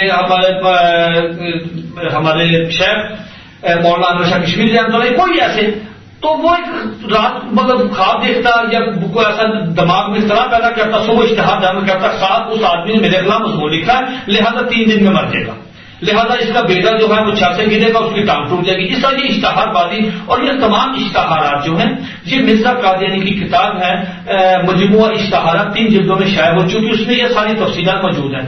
لہذا جو آدمی سینسیٹیو تھے انہوں نے محسوس کیا، جیسے حضرت مولانا کرم دین دبیر صاحب جو ہیں چکوال والے، انہوں نے ان کے خلاف کیس کیے۔ تو ہم اس دور میں بھی دیکھتے ہیں کہ جب عدالت میں یہ گفتگو ہوتی تھی کہ یہاں مرزا قادیانی ہمیں تھریٹ کرتا ہے، ہمیں کہتا ہے تمہیں اتنی دن میں موت آ جائے گی، تمہیں یہ ہو جائے گا، تمہیں یہ ہو جائے گا، تو لہٰذا اس کو روکے۔ اور دلچسپ بات یہ ہے، آپ حضرات حیران ہوں گے کہ مسٹر ڈوئی جو ضلعی مجسٹریٹ تھا 1899 میں، یعنی 1899 میں وہاں، اور جی ڈی کھوسلا سیشن جج گرداسپور کی عدالت میں 6 جون 1935 کو، یہ وہ جج ہیں جہاں G M W district magistrate ہیں گرداسپور میں، جی ایم ڈبلیو ڈگلس 1897 میں، یہ 3 جج ایسے ہیں جو انگریز ہیں، غیر مسلم ہیں۔ ان ججوں کے سامنے مرزا قادیانی نے آ کے معافی مانگی باقاعدہ عدالت میں کہ صاحب آئندہ میں کسی بھی مسلمان کو، اپنے کسی بھی مخالف کو، خواہ وہ ہندو ہو، مسلمان ہو، عیسائی ہو، میں اس کو وارننگ نہیں دوں گا، میں اس کو تھریٹ نہیں کروں گا، میں اس کو دھمکی نہیں دوں گا، میں اپنی طرف سے کوئی بات نہیں کہوں گا کہ تمہارا بیڑا گرک ہو جائے گا، یہ ہو جائے گا. میں عدالت کے روبرو معافی مانگتا ہوں. اب اندازہ لگائیں کہ ایک نبی ہے جو اپنے آپ کو کہتا ہے میں نبی ہوں، میں رسول ہوں، میں مہدی ہوں، میں مسیح موعود ہوں، نعوذ باللہ نعوذ باللہ نعوذ باللہ، وہ یہاں تک کہا اس نے کہ میں محمد رسول اللہ ہوں. اب وہ شخص انگریز کی عدالتوں میں باقاعدہ خود حاضر ہوتا ہے، اب آواز پڑتی ہے کہ مرزا قادیانی حاضر ہو، جس طرح کہ ہمارے عدالتوں کا ماحول ہے، وہ پیش ہوتا ہے اور وہاں جا کے وہ انگریز کے سامنے پیش ہو کے اقرار کرتا ہے کہ صاحب میں نے جو الفاظ کہے تھے کہ مجھے وحی ہوئی ہے کہ میرا دشمن 3 دن میں مر جائے گا، اس کا یہ ہو جائے گا، صاحب میں معافی مانگتا ہوں عدالت کے روبرو، اور آئندہ وعدہ کرتا ہوں کہ آئندہ میں کسی قسم کی یہ گفتگو نہیں کروں گا. میرا سمجھانے کا، بتانے کا صرف مقصد آپ حضرات کو یہ تھا کہ مسلمانوں کی عدالت میں بھی قاضیانیت دلیل ہوئی اور غیر مسلموں کی انگریز کی عدالت میں بھی، جہاں دودھ کا دودھ پانی کا ہم سمجھتے ہیں کہ انگریز کا یہ خود کاشتہ پودا تھا، انگریز کی سرپرستی تھی، اس کے باوجود سچائی کتنی کھل کر باہر آتی ہے کہ وہ بھی کہنے میں یہ مجبور ہوئے کہ مرزا قادری جھوٹا آدمی ہے اور یہ بکواس کرتا ہے، اپنے مخالفین کو تنگ کرتا ہے. یہ تو ہے برصغیر سے پہلے کی باتیں. اب میں چونکہ اپنے موضوع کی طرف آنا چاہتا ہوں، یہ ساری تمہیدی چیزیں تھیں. میرا تو موضوع یہ تھا کہ قادیانیت کی آئینی اور قانونی حیثیت کیا ہے، یہ 2 تھی تمہیدن باتیں. اب میں فوری طور پہ اپنے موضوع پہ آتا ہوں. تو پاکستان بننے کے بعد ہماری بدقسمتی یہ ہوئی کہ اس فتنے کو سرکاری سرپرستی میں پروان چڑھایا گیا. یہ سرگودا کے قریب ربوہ میں ان کو 1033 ایکڑ کنال جو زمین ہے وہ ایک آنا فی کنال کے حساب سے وہاں دی گئی 100 سالہ لیز پر، اور وہ پہاڑیوں کے درمیان میں ایک جگہ ہے جہاں انہوں نے اپنا سمجھا، ساتھ ہی ایئر بیس ہے تھوڑا سا، بہت 20-25 میل 30 میل کے فاصلے پہ. سرگودا سینسیٹیو جگہ تھی دریائے چناب کے کنارے، وہ ان کو جگہ دی گئی، وہاں پہ دنیا جہان کی فیسلٹیز دی گئی. وہ فیسلٹیز اس لیے دی گئی کہ ہمارے کلیدی عہدوں پہ قادیانی حضرات جو تھے وہ فائز تھے. ہمارے ساتھ 2 ظلم ہوئے. ایک ظلم تو یہ ہوا کہ سر ظفر اللہ خان جو قادیانی تھا، اور اتنا وہ کمیٹڈ قادیانی تھا اور بہت ہی کٹر قسم کا قادیانی تھا کہ اگر ہم اس کے حالات پڑھیں تو آدمی حیران ہوتا ہے کہ اس آدمی نے پاکستان کو کتنا نقصان پہنچایا اور اپنے مذہب کو کتنا فائدہ پہنچایا. یہ ہے محنت کے علاوہ قانون سے ابو ہو کر، قانون کو ہاتھ میں لے کر کتنا فائدہ، یہ میں ابھی تفصیلات عرض کرتا ہوں. دوسرا جناب یہ ہوا کہ ہمارے حکمرانوں نے ظفر اللہ کے علاوہ جو قادیانی حضرات کلیدی عہدوں میں موجود تھے، پاکستان نیا نیا بنا تھا، تو باہر کی جو گورنمنٹس ہیں، برطانیہ ہے، امریکہ ہے، فرانس ہے، جرمن ہے، چائنا ہے، بڑے جو باہر ترقی یافتہ ممالک ہیں، انہوں نے کہا کہ چونکہ آپ کا ملک نیا مارج وجود میں آیا تو صاحب آپ کو ڈاکٹرز کی بھی ضرورت ہوگی، آپ کو سرجن کی ضرورت ہوگی، آپ کو پائلٹس کی ضرورت ہے، آپ کو جناب سائنسدانوں کی ضرورت ہے، آپ کو جناب ماہرین زراعت کی ضرورت ہے. یعنی ملک چلانے کے لیے جو کلیدی آپ کو مغز ضرورت ہے، آپ ہمیں بندے دیں. ہم آپ کو بندے تیار کر کے، سائنسدان بنا کے، پائلٹ بنا کے، ان کو ایڈمنسٹریٹر بنا کے، ہر شعبہ زندگی میں ہم آپ کو دیتے ہیں، وہ آپ کا ملک چلائیں گے. بدقسمتی سے جتنے بندے ہمارے پاکستان سے یہاں گئے ہیں وہ سارے کے سارے قادیانی تھے. اب ہوا کیا کہ جب وہاں سے وہ کھیپ واپس آئی تو ظاہر بات ہے کہ وہی آدمی ہمارے ملک کی کلیدی عہدوں پہ بیٹھے. جب وہ کلیدی عہدوں پہ بیٹھے تو انہوں نے اپنے محکموں میں بجائے مسلمان بھرتی کرنے کے قادیانی بھرتی کی. اور اگر مسلمان بھرتی کرتے تھے تو اسے کہتے تھے کہ صاحب بات سنو، تم مسلمان ہو، ہم تمہیں بھرتی کر لیتے ہیں، تمہیں رشتہ بھی دیں گے، مکان بھی دیں گے، نوکری بھی دیں گے، لیکن یہ ہے اپنے ایمان کا سودا کرو. اور ہوا یہی ہے کہ اس دور میں اگر ہم دیکھتے ہیں کہ بے شمار مسلمان قادیانی ہوئے ہیں تو وہ بیچارے لالچ کے چکر میں، اپنی ترقی کے چکر میں وہ ہوئے ہیں. اب ہم 53 کی تحریک ختم نبوت چلتی ہے. 1953 کی جو تحریک ختم نبوت ہے وہ پاکستان میں قادیانیوں کے خلاف ایک پہلی تحریک ہے جو چلی.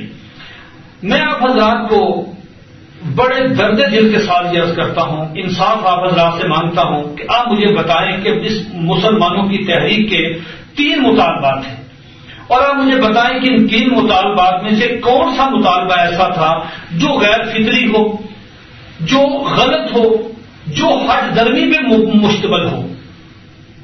3 مطالبات یہ تھے بھائیان کہ قادیانیت، فتنہ قادیانیت کو ان کے عقائد کی روح سے فیصلہ کرے، قادیانیوں کو غیر مسلم اقلیت قرار دیا جائے۔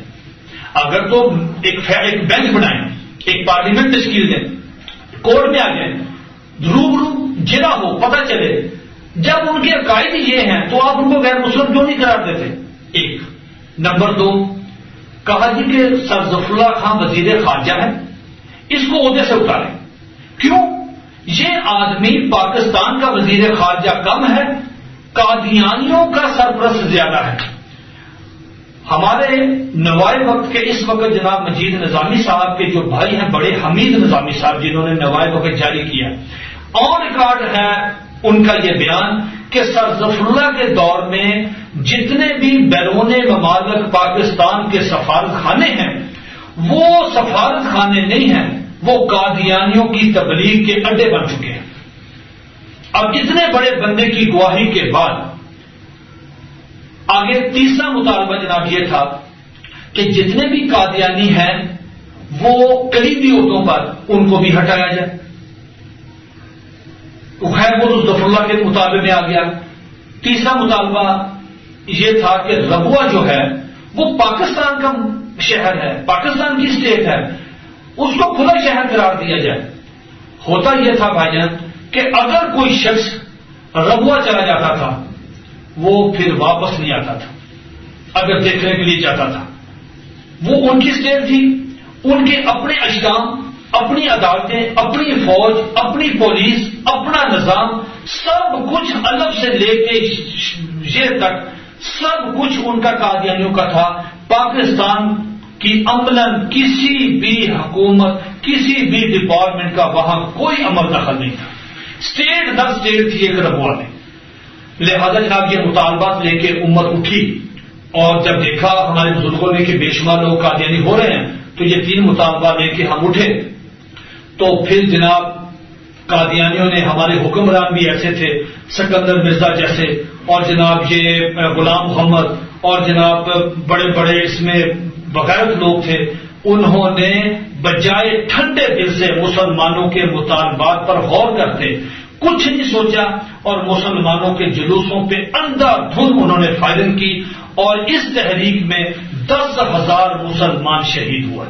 لاہور کی سڑکیں آج بھی گواہ ہیں۔ یہ الگ موضوع ہے کہ وہ تحریک کیسے چلی، اس تحریک میں کیا کیا ایمان پرور واقعات ہوئے۔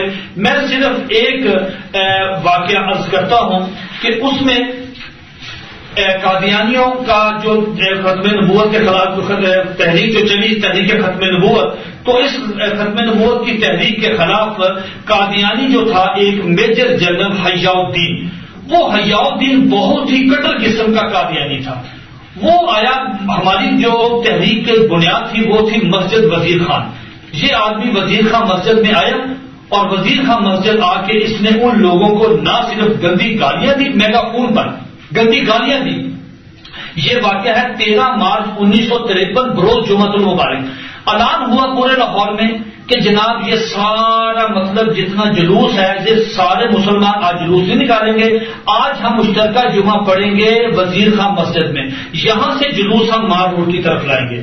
لہذا یہ میجر جنرل حیاء الدین قادیانی جو ان سروس مطلب آن ڈیوٹی، وہ توپ لے کے آ گیا، اور توپ لے کے آیا، اور اس کے ساتھ میجر جنرل سرفراز تھے، اور سرفراز جو تھا وہ تو نام نہاد مسلمان تھا، ہے قادری نہیں تھا لیکن نام نہاد مسلمان، یہ آن ریکارڈ ہے۔ یہ سرفراز اور حیاء الدین قادیانی یہ لوگ وہاں توپ لے کے آئے اور حکم دیا کہ میگا فون کے ذریعے کہ جمعے سے پہلے کہ تمام مسلمان فوری طور پہ مسجد سے 15 منٹ کے اندر اندر نکل جائیں، اگر یہ باہر نہ نکلے تو جناب ان کو توپ کے ذریعے مسجد میں اڑا دی جائے گی، اور مسلمانوں کو بھی جناب قتل کر دے، شہید کر دیا جائے گا۔ لہذا بڑی صورتحال بنی۔ یہ اتنی خطرناک منصوبہ تھا کہ اگر وہ مسجد تباہ ہو جاتی، نعوذ باللہ شہید ہو جاتے، مسلمان اس میں شہید ہو جاتے. تو میرا نہیں دل مانتا کہ شاید پھر یہ ملک میں اتنی خانہ جنگی ہوتی، اتنے حالات بگڑتے، شاید وہ صدیوں تک بھی وہ اس کا کمپنسیشن نہ ہوتی. پتہ نہیں غیب کی قوت سے کس طرح یہ اللہ رب العزت نے امداد کی کہ یہ بالکل ان ٹائم پہ آ کے یہ حکم واپس لیا گیا اور وہ حیاء الدین کو نکالا، کہا کہ نہیں مجمع مشکل ہوگا اور تم واپس آ جاؤ. یہ ایک مثال ہے. اچھا، اس تحریک میں 10,000 مسلمان شہید ہوئے، بے شمار گرفتاریاں ہوئیں، بے شمار لوگوں کو کوڑوں کی سزا ملی، بے شمار لوگوں کو جیل کی سزا ملی. یہ الگ موضوع ہے. میں یہ عرض کرنا چاہتا ہوں کہ اس تحریک کے دوران بعد میں گورنمنٹ نے کیا کیا؟ گورنمنٹ نے کہا جناب ایک انکوائری رپورٹ بناتے ہیں، انکوائری کمیشن قائم کرتے ہیں، تو وہ بتائے گی کہ اس تحریک میں قصور کس کا تھا. 10,000 مسلمان کو معمولی فکر نہیں ہے. یہاں ایک مسلمان شہید ہو جائے جناب تو بڑی مطلب ہو جاتا ہے شور شرابہ. 10,000 مسلمان. منیر انکوائری رپورٹ بیٹھی، جسٹس منیر تھے، ساتھ ان کے جسٹس کیا نہیں تھے. خیر وہ منیر صاحب نے رپورٹ لکھی. وہ منیر آج کل بھی قادیانی اسے پیش کرتے ہیں، ہمارا سیکولر طبقہ منیر انکوائری رپورٹ کو پیش کرتا ہے. وہ بڑی ایک عجیب و غریب رپورٹ ہے. مثال کے طور پر اس رپورٹ میں یہ لکھا کہ صاحب ہم نے مسلمانوں کو بلایا تھا، مسلمان لیڈروں کو، علماء کرام کو بلایا تھا، تو وہ تو مسلمان کی تعریف پہ متفق نہیں. ہم نے مولانا مدونی صاحب سے پوچھا، انہوں نے مسلمان کی اور تعریف کی. ہم نے سید عطا شاہ بہاری رحمۃ اللہ سے پوچھا، انہوں نے مسلمان کی تعریف کچھ اور کی. ہم نے مولانا محمد علی جلندری رحمۃ اللہ کو بلایا، انہوں نے تعریف کچھ اور کی. ہم نے جناب مولانا داؤد صاحب کو، مولوی کٹھا صاحب کو، اس طرح تمام مسالک کے علماء کرام کو ہم نے بلایا، تو ہر آدمی نے مسلمان کی تعریف مختلف اینگل سے کی. لہذا یہ لوگ جو ہیں یہ مسلمان کی تعریف پہ متفق نہیں. میں ان سے کہتا ہوں کہ الو کے پٹھوں، مجھے یہ بتاؤ یہ کوئی میتھ کا سوال ہے کہ 2 + 2 کتنے ہوتے ہیں تو جواب 4 آنا چاہیے. یہ کوئی ایک جو ضروریات دین ہے وہ اس تاریخ میں پورے کے پورے آ گئے. اب یہ تو نہیں ہو سکتا کہ ہر آدمی کی جو ورڈنگ ہے وہ ایک جیسی ہو. مثال کے طور پر میں دنیا کے پڑھے لکھے جو اس وقت دنیا کے پڑھے لکھے دانشور ہیں، میں ان کو بلاتا ہوں، امریکہ سے، فرانس سے، جرمنی سے، چائنا سے پڑھے لکھے تہذیب یافتہ اور ترقی یافتہ جو لوگ ہیں، ان میں سے چناؤ کرتے ہیں 10 آدمیوں کا. ان سے کہتے ہیں کمرے میں بند ہو جائیں، یہ کاغذ پینسل لے لیں اور تعریف لکھیں سچائی کسے کہتے ہیں. اب مجھے بتائیں کہ ان 10 آدمی کی کیا سچائی پہ جو تعریف ہوگی وہ ایک جیسی ہوگی؟ وہ تو بالکل ڈفرنٹ ہوگی. تو کیا شکایت سچائی مشکوک ہو جاتی؟ اگر ہم کسی آدمی سے کہیں کہ گلاب کے پھول کی تعریف کرو، 10 آدمیوں سے آپ کمنٹس لیں، تو گلاب کے پھول کی تعریف ہر آدمی اپنے ذوق، اپنے مزاج، اپنے علم کے مطابق کرے گا. تو کیا ان کی آپس میں تو تعریف ملے گی نہیں، آپس میں ٹیلی نہیں ہوگی. تو کیا گلاب کا پھول جو ہے وہ اس سے مشکوک ہو جائے گا؟ صاحب یہ ایک پروپیگنڈا بہت ہوا نا. گوئبلز نے کہا تھا اور قادیانی نے گوئبلز کا نظریہ پکڑا ہے کہ صاحب اتنا جھوٹ بولو، اتنا جھوٹ بولو، اتنا جھوٹ بولو، اتنا جھوٹ بولو، اتنا جھوٹ بولو کہ اتنا جھوٹ بولو کہ وہ جو جھوٹ سچائی ہے، جھوٹ ہے وہ سچ معلوم ہو. قادیانی نے اسی پیٹرن پہ کام کیا. منیر جو تھا اس نے یہ رپورٹ دی اور منیر کے ساتھ قادیانی کیا کرتے رہے، اس کو کس طرح رات کو اس کی راتیں رنگین بنانے کے لیے، سنگین بنانے کے لیے کیا کچھ ہوتا رہا، یہ آن ریکارڈ ہے. میں صرف آپ حضرات سے یہ عرض کرتا ہوں کہ یہ جو حیاء الدین کا واقعہ، اتنا بڑا واقعہ حیاء الدین کا جو 13 مارچ 1953 جمعے کے دن یہ واقعہ ہوا، یہ مسلمانوں نے کورٹ میں جا کے ان سے کہا کہ صاحب یہ واقعہ ہوا. تو منیر نے اس طرح کے 20 واقعات جو ہیں وہ نہیں پیش کیے. اس لیے پیش نہیں کیے کہ منیر یہ کہتا تھا کہ صاحب یہ مفاد عامہ کے خلاف ہے، لہذا میں یہ چیزیں جو ہیں وہاں نہیں دے سکتا. یہ چیزیں ڈیلیٹ کر دی اور باقی چیزیں انہوں نے اس میں ڈال دی. ایک تو یہ بات. سیکنڈ بات یہ ہے کہ منیر کس عقیدے کا آدمی تھا. اس مختصر نشست میں میں چاہتا تھا کہ میں پورا حوالہ پیش کروں، لہذا میں آپ سے صرف یہ عرض کروں کہ آن ریکارڈ یہ بات ہے کہ منیر جو تھا یہ الطاف گوہر اس کو ملنے کے لیے گیا. پرانے بیوروکریٹ ہیں، نوائب میں بعد میں کالم بھی لکھتے رہے. الطاف گوہر کہتے ہیں میں منیر کی عیادت کے لیے گیا آخری دنوں میں. تو میں نے کہا منیر کیا حال ہے، کیسا؟ تو جسٹس منیر کہنے لگے کہ یار میرے ساتھ تو میں بڑا پریشان ہوں، بات یہ ہے کہ میں تو اللہ کو نہیں مانتا، میں تو اللہ پہ یقین ہی نہیں رکھتا، تو میری بخشش کس طرح ہوگی؟ تو جسٹس الطاف گوہر کہتے ہیں کہ میں نے جسٹس منیر سے یہ بات کہی کہ بات یہ ہے، کورٹ میں یہ چلتا ہے کہ جو آدمی کوئی توہین کرے نا، وہ کہتا ہے جناب میں نے یہ کورٹ کی توہین کی ہے، لہذا میں اپنے آپ کو عدالت کے رحم و کرم پہ چھوڑتا ہوں، لہذا تم بھی اللہ سے یہ کہہ دینا کہ بھئی میں اللہ تعالیٰ میں خود کو آپ کے رحم و کرم پہ چھوڑتا ہوں، جو معاملہ مجھ سے جو کر لیں۔ کہتے ہیں یہ بات کہنے سے جسٹس منیر کو تھوڑا سا اطمینان حاصل ہوا، لیکن درخواست یہ ہے کہ وہ آدمی جو نبی کریم علیہ الصلوۃ والسلام تو دور کی بات، جو اللہ کو نہیں مانتا، اللہ پہ ایمان نہیں رکھتا، وہ آدمی جو ہے وہ منیر انکوائری رپورٹ لکھتا ہے مسلمانوں کے اور قادیانیوں کی تحریک کی، ہم اس سے کیا توقع رکھ سکتے ہیں؟ ٹھیک، میں کیا بات ہے بتائیں گے؟ تو یہ تو تھا جسٹس منیر کی انکوائری رپورٹ کے حوالے سے۔ تو اسی دوران ایک اور بھی بہت ہی المناک واقعہ یہ بھی ہوا کہ جنرل اعظم خان نے جو لاہور میں مارشل لگایا، اس پہ انہوں نے مسلمانوں پہ بے پناہ ظلم و تشدد کیا، ان کو سزائیں دیں اور ان کو گاجر مولی کی طرح کاٹ کے رکھ دیا گیا۔ یہ ایک ہماری تاریخ کا بدترین ایک بات ہے جو حکمرانوں کی طرف سے ہوا، لیکن افسوس کی بات یہ ہوئی، اور جسے میں سمجھتا ہوں کہ یہ امت مسلمہ کے خلاف ایک بہت بڑی سازش یہ ہوئی کہ جنرل اعظم کو 10,000 مسلمان شہید کرنے کے عوض اور جسٹس منیر کو ایک متنازع اور ایک اسلام دشمن دستاویز تیار کرنے کے عوض جو ہے گورنمنٹ نے، ہماری پاکستان نے ان کو کیا دیا، وہ آپ حضرات یہ سن کے حیران ہوں گے کہ اعظم خان کو اس تحریک میں مسلمانوں کو کچلنے کے بدلے میں سندھ میں 1,000 سے زائد ایکڑ اراضی، لاہور کینٹ میں 30 کنال کی انتہائی قیمتی کوٹھی اور گلبرگ میں 35 کنال کا انتہائی بیش قیمت پلاٹ جو ہے وہ الاٹ ہوا، اور اس کے بعد جسٹس منیر کو سندھ میں 150 ایکڑ اراضی، اور وہ اس دور کے جو ڈی آئی جی پولیس تھے میاں انور علی، ان کو بھی 240 ایکڑ اراضی انعام کے طور پہ الاٹ ہوئی۔ تو وہ شاعر نے کہا نا کہ انقلاب وقت تیری رفعتوں کی خیر چوروں کو احترام کے قابل بنا دیا۔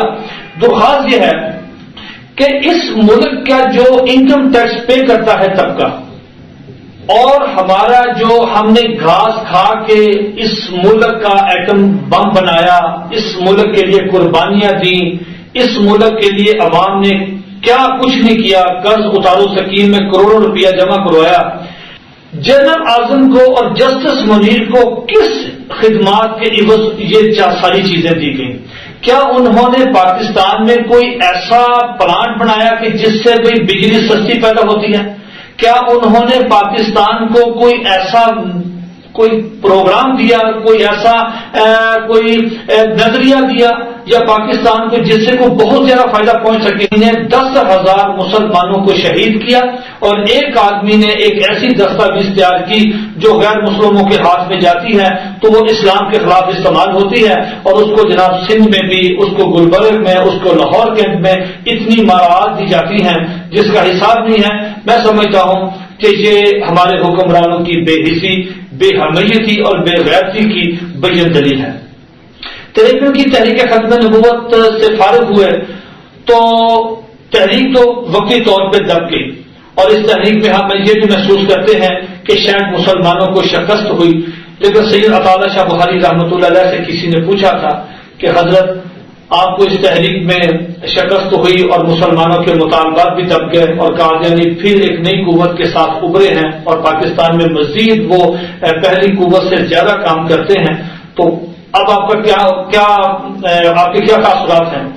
تو سید عطا شاہ بخاری رحمۃ اللہ علیہ فرمانے لگے کہ وقتی طور پہ تو تحریک ختم نبوت 1953 جو ہے یہ دب گئی ہے، لیکن میں محسوس کرتا ہوں کہ یہ تحریک جو ہے یہ ایٹم بم ایک ہم نے جو ٹائم بم ہے، ٹائم بم ہم نے فٹ کر دیا ہے، ایک وقت آئے گا یہ ٹائم بم اپنے وقت پہ پھٹے گا، اور انشاءاللہ تعالیٰ بفضل خدا یہ جو مطالبات جو بالکل جائز تھے مبنی بر حق تھے، یہ مطالبات ایک نہ ایک دن یہاں پورے ہوں گے اور حکومت کو منظور کرنے پڑیں گے۔ خیر 53 سے لے کے 74 تک قادیانی اپنی پورے لاؤ لشکر کے ساتھ تبلیغ کرتے رہے، مسلمانوں کو قادیانی بناتے رہے۔ ربوہ میں سالانہ جلسہ کے نام پر وہاں انہوں نے جو کچھ مسلمانوں کے خلاف، اسلام کے خلاف کر سکتے تھے وہ کیا۔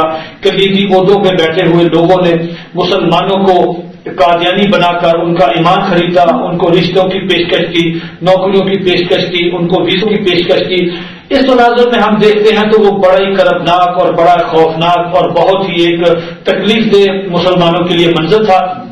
اس دور میں اگر کوئی مسلمان یہ کہتا کہ قادیانی کافر ہیں تو دلچسپ بات یہ ہے کہ پاکستانی قانون کے مطابق کہ بھئی تم نے مذہب کے اٹیک کیا ہے، قادیانی کے مذہب پہ اٹیک کیا، لہذا اس مسلمان کو 3 سال کی قید سنائی جاتی تھی۔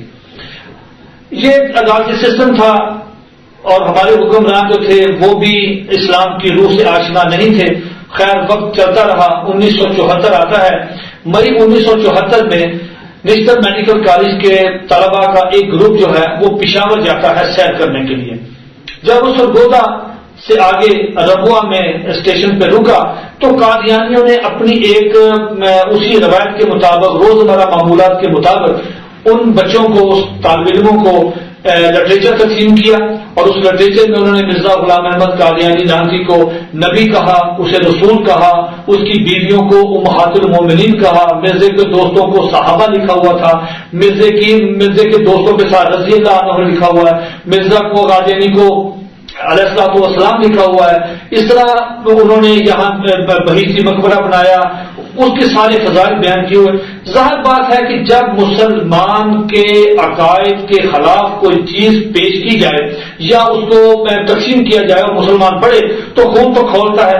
جب ان لوگوں نے، بچوں نے دیکھا، طالب علموں نے، کہ صاحب اس میں اسلامی شاعر کی بے حرمتی پائی جاتی ہے اور ایک ایسا شخص جس کا نہ کریکٹر ہے، نہ جس کی شکل ہے، نہ عقل ہے، جو ایک مردود آدمی ہے اور وہ آدمی انگریزوں کا خود کاٹتا پودا ہے، اس آدمی کو یہ نعوذ باللہ نبی، رسول، محمد رسول اللہ، اس کے دوستوں کو صحابہ، امہات المومنین یہ لفظ استعمال کرتے ہیں تو ظاہر بات ہے کہ وقتی طور پہ ایک طیش آیا۔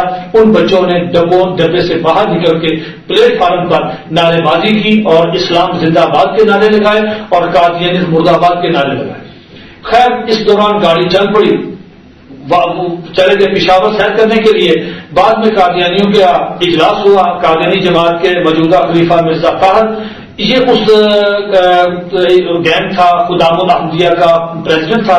اس نے اس میٹنگ میں پاس کیا کہ جب یہ نوجوان واپس آئیں تو ان کو یہاں پہ نعرے لگانے کا جو مزہ ہے وہ چکھایا جائے۔ خیر ایک پورا پروگرام بنا۔ یہ قادیانی خدام الاحمدیہ کے جتنے بدماش نوجوان تھے یہ سریے، ہاکیاں، ڈانگیں، سوٹیاں لے کے پلیٹ فارم پہ آئے اور اس کی پوری نگرانی ہو رہی تھی گاڑی کی۔ جب یہ دوبارہ واپسی پہ ربوہ گاڑی رکی تو اس ڈبے میں سے ان نوجوانوں کو نکال کے اتنا زیادہ تشدد کیا گیا، ان کو مارا گیا، ان کے سر پھاڑے گئے، مطلب وہ ایک بے کسی کی حالت تھی۔ اور اسے کہا جاتا تھا، پھر خدا بلا نعرے لگائے، نعوذ باللہ محمدیت کے مقابلے میں کہ نعوذ باللہ احمدیت زندہ باد اور محمدیت مرد آباد کے نعرے لگائے گئے اور یہ بات آن ریکارڈ ہے۔ اور اسی طرح انہوں نے پھر اسلام کے خلاف نعرے لگائے، مرزا قادیانی کی جے کے نعرے لگائے اور مرزا قادیانی کے نبی اور رسول کے نعرے لگائے گئے اور مسلمانوں کو بہت زیادہ بچوں کو مارا پیٹا، جتنا غصہ نکال سکتے تھے وہ غصہ نکالا۔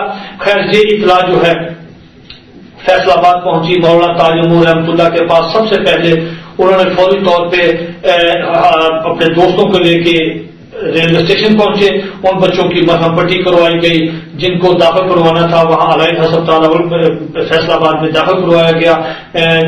جو کچھ وہ کر سکتے تھے میڈیکلی طور پہ وہ کیا، لیکن مولانا نے اور ہمارے باقی مسلمان رہنماؤں نے، علماء کرام نے سوچا کہ قادیانیوں کے یہاں تک حد تک بڑھ گئے ہیں کہ ایک خود تو انہوں نے لٹریچر تقسیم کیا اور اگر کسی لٹریچر پر کسی مسلمان نے اپنے رد عمل کا اظہار کیا تو اس کو مارنا پیٹنا کہاں کی شرافت ہے۔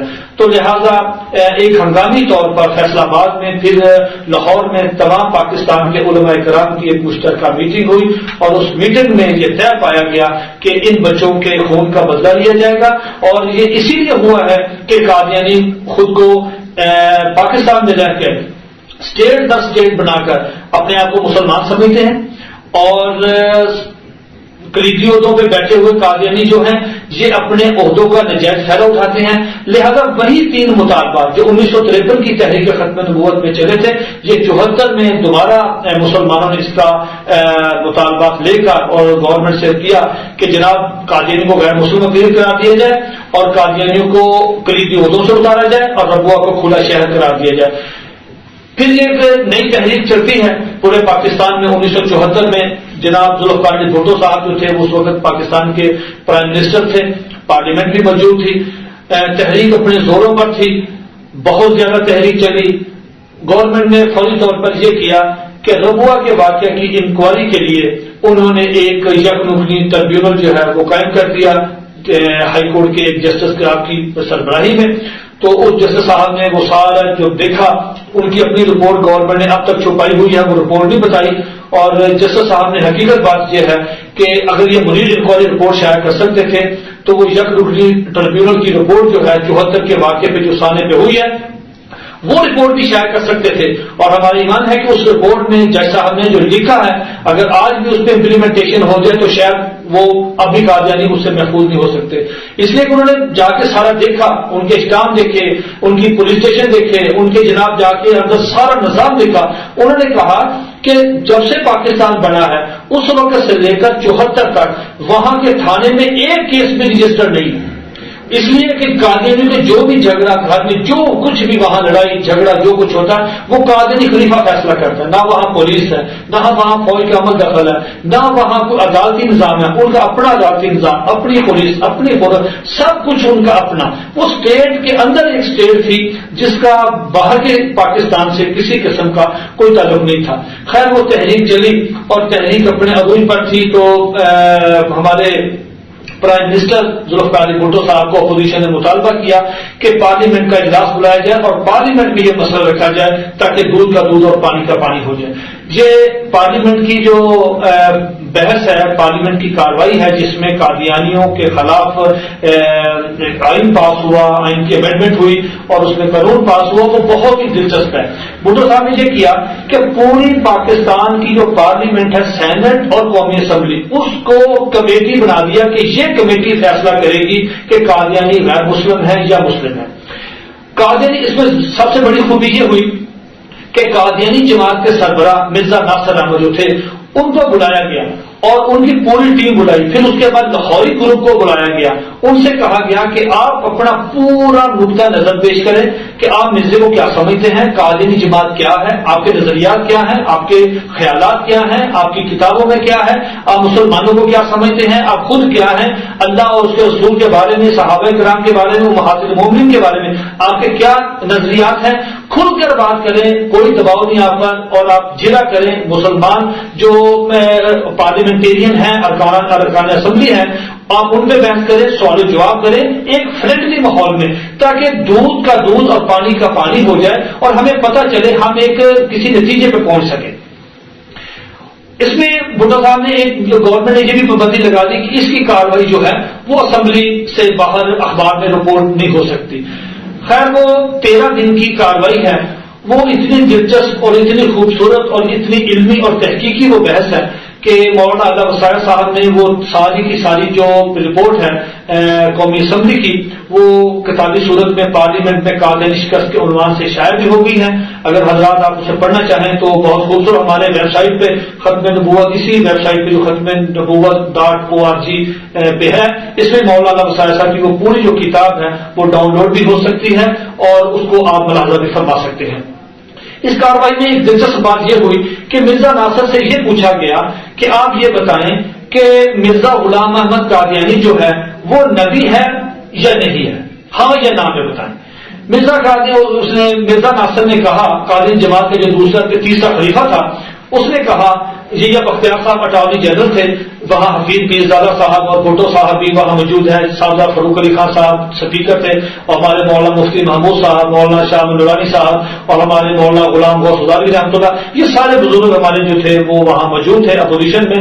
وہاں سے سوال ہوتا تھا اور مرزا ناصر جو ہے یہ جواب دیتا تھا. یہ بڑی دلچسپ اور علمی اور بڑی تحقیقی ایک بحث تھی. وہاں پہ اس کو سوال ہوا کہ صاحب یہ بتائیں کہ آپ نبی مرزا قادیانی جو ہے وہ نبی ہے یا نہیں ہے؟ مرزا ناصر نے کہا جی وہ نبی ہے. پھر اسے پوچھا گیا کہ صاحب جب وہ نبی ہے تو ظاہر بات ہے کہ اس کا قرآن کتاب بھی نازل ہوئی ہوگی. کیا لگے جی کہ جو کتاب ہے قرآن مجید وہ دوبارہ جو ہے وہ مرزا قادیانی پہ نازل ہوئی. یہ کیا وہاں پہ اور بھی وہاں بڑے دلچسپ چیزیں ہوئی. مثلا ایک چیز ان سے یہ پوچھا گیا کہ صاحب مرزا قادیانی نے مسلمانوں کو کیا سمجھتے ہیں؟ ایک آدمی جو ہے وہ مرزا غلام احمد قادیانی کو نبی نہیں مانتا. ایک آدمی مرزا قادیانی کو نبی مانتا، جو نبی مانتا ہے وہ قادیانی ہے، جو نہیں مانتا تو وہ تو مسلمان ہے. اب آپ یہ بتائیں کہ قادیانی جو ہیں وہ مسلمانوں کو کیا سمجھتے ہیں؟ تو اس پہ آئینہ کمالات اسلام کی ایک بڑی عبارت ہے مرزا قادیانی کی. تو وہ اس میں لکھتا ہے کہ جو شخص مجھے یعنی مرزا قادیانی کو نبی نہیں مانتا، اس کی کتابوں سے فائد نہیں حاصل کرتا اور اسے وہ اس کو نبی نہیں مانتا، وہ کنجریوں کی اولاد ہے اور وہ غیر مسلم ہے. پھر مرزا قادیانی نے اپنی کتابوں میں نہیں بلکہ اس نے اس کے بیٹوں نے بشیر الدین نے، بشیر احمد نے، آگے ان کے جتنے قادیانی ہیں سب نے اپنی کتابوں میں یہی بات لکھی کہ ہمارا مسلمانوں سے کوئی تعلق نہیں، اور قادیانی جو ہیں وہ مسلمانوں کے نہ تو جنازوں میں جائیں، نہ ان کے نکاح میں جائیں، نہ ان کے کسی فنکشن میں آئیں، اس لیے کہ یہ بالکل قادیانی ہے، یہ بالکل غیر مسلم ہے، مسلمان. مرزا کا بشیر الدین محمود سے یہ سوال کیا گیا کہ صاحب یہ بتائیں کہ اگر مسلمانوں کا ایک معصوم بچہ جس کی عمر صرف 1 مہینہ یا 2 مہینے ہے اگر وہ مر جاتا ہے مسلمانوں کا بچہ تو کیا ہم اس کے جنازے میں جا سکتے ہیں؟ یہ قادیانیوں نے سوال کیا اپنے خلیفہ سے. تو خلیفہ نے یہ جواب دیا کہ اگر عیسائیوں کا 1 مہینے کا یا 2 مہینے کا بچہ مر جاتا ہے تو کیا مسلمان ان کے جنازوں میں شرکت کرتے ہیں؟ کہا نہیں. کہا اسی لیے مرزا بشیر الدین نے کہا بالکل اسی لیے ہمارے نزدیک وہ غیر مسلم ہے. کیوں؟ وہ ایک نبی کی نبوت کے منکر ہیں مرزا قادیانی کے، لہذا مسلمانوں کے ساتھ ان کا کوئی تعلق نہیں. یہ میں اس لیے عرض کر رہا ہوں کہ مرزا ناصر نے قومی اسمبلی میں یہ چیزیں جو ہیں یہ کنفیس کر لی تھی، اس نے مان لیا تھا. بعد میں رپورٹیں آئیں اور اخبارات میں بھی یہ آ چکا ہے اور آن ریکارڈ ہے کہ مرزا ناصر جو ہے یہ بھٹو صاحب کے پاس گیا اور بھٹو صاحب کے پاس وہاں پہ ہمارے وفاق کے یہ ایڈیٹر ہیں یہ بیٹھے ہوئے تھے، دوسرے بھٹو صاحب بیٹھی ہوئی تھی. تو وہاں پہ مرزا ناصر نے کہا کہ آپ ہمیں غیر مسلم اقلیت قرار نہ دیں، اور جس طرح قومی اسمبلی کے اجلاس ہو رہے ہیں ہم محسوس کرتے ہیں کہ یہ نہ ہو کہ 2-4 دنوں میں آپ ہمیں غیر مسلم اقلیت قرار دے دیں، آئین میں امینڈمنٹ کر دیں. تو بھٹو صاحب نے بلایا یہ بختیار صاحب کو. تو یہ بختیار صاحب اس وقت قومی اسمبلی میں آخری تقریر کر رہے تھے اس بحث پر. یہ بختیار صاحب کہتے ہیں کہ میں بھٹو صاحب کی خدمت میں حاضر ہوا تو میں نے پوچھا کہ جناب فرمائے، آپ نے مجھے یاد فرمایا. تو بھٹو صاحب نے کہا کہ ابھی بات سنو، درخواست یہ ہے کہ ابھی ہم مزید اس پہ ٹائم لگائیں گے، ابھی فوری طور پہ کسی نتیجے پہ نہ پہنچے اور ان کو فوری طور پہ ابھی آپ نے کافر غیر مسلم اقلیت قرار نہیں دینا، ابھی ہم مزید بحث کریں گے 2-4 دن اور سوچیں گے کہ کیا فیصلہ کرنا ہے. یہ بختیار صاحب نے کہا بھٹو صاحب سے کہ جناب بھٹو صاحب یہ جو مرزا ناصر ہے یہ قومی اسمبلی میں اپنے عقائد کے حوالے سے جو اعتراف کر آیا ہے، جو وہاں مان آیا ہے اور اس پہ جرا ہوئی ہے، کتابیں مرزا قادیانی کی موجود تھی، اس پہ جرا ہوئی، یہ وہاں پہ حاضر ہوا، جو کچھ یہ مان کیا ہے، کنفیس کر لیا کہ یہ ہمارے عقائد ہیں، ہم مرزا کو یہ سمجھتے ہیں، ہمارا مسلمانوں سے کوئی تعلق نہیں ہے. اس نتیجے کے بعد اب قومی اسمبلی تو نتیجے پہ پہنچ گئی ہے، اب تو گنجائش ہی نہیں ہے. اسے پوچھیں کہ اس نے کنفیس کیوں کیا تھا کہ ہم مرزا کو نبی مانتے ہیں، ہم غیر مسلمانوں کو غیر مسلم سمجھتے ہیں، ہم مسلمانوں کو جنازوں پہ نہیں جانا چاہتے، ہمارا مسلمانوں سے کوئی تعلق، یہ کنفیس کر کے آئے. لہذا اب تو کسی قسم کی گنجائش نہیں ہے. جب مسلم خود مانتا ہے کہ میں نے قتل کیا ہے، میں نے چوری کی ہے، تو سزا تو ہوگی.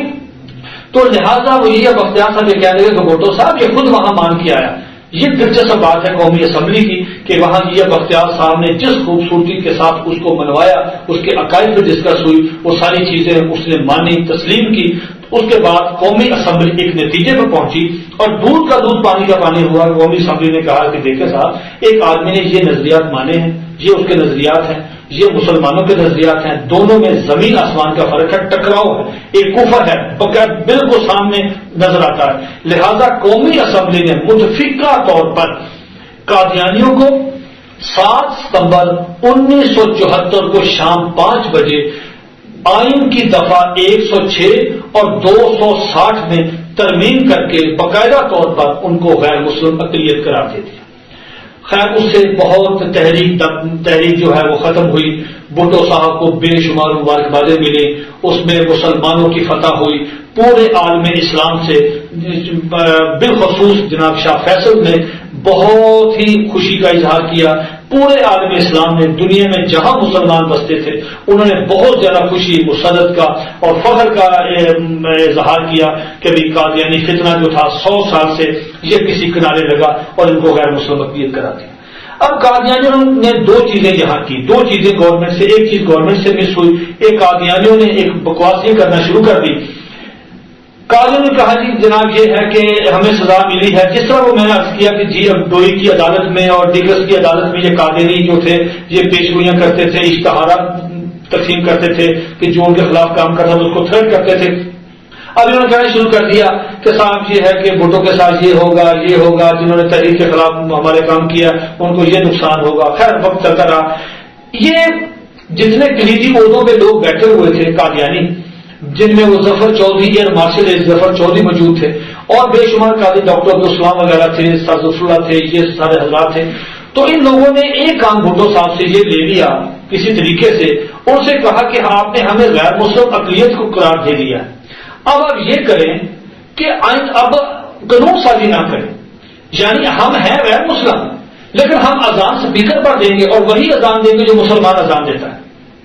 آپ نے ہمیں آئین میں غیر مسلم لکھ دیا ہے لیکن ہم لٹریچر تقسیم کر سکتے ہیں, ہم تقریریں کر سکتے ہیں, ہم اپنی تبلیغ کر سکتے ہیں, ہم مسلمانوں کا ایمان چھین سکتے ہیں, ہم اپنی تقریر میں یہ بھی کہہ سکتے ہیں نعوذ باللہ کہ مرزا قادیانی نبی ہے, ہم یہ کہہ سکتے ہیں کہ مرزا قادیانی محمد رسول اللہ صلی اللہ علیہ وسلم سے بڑھ کر ہے.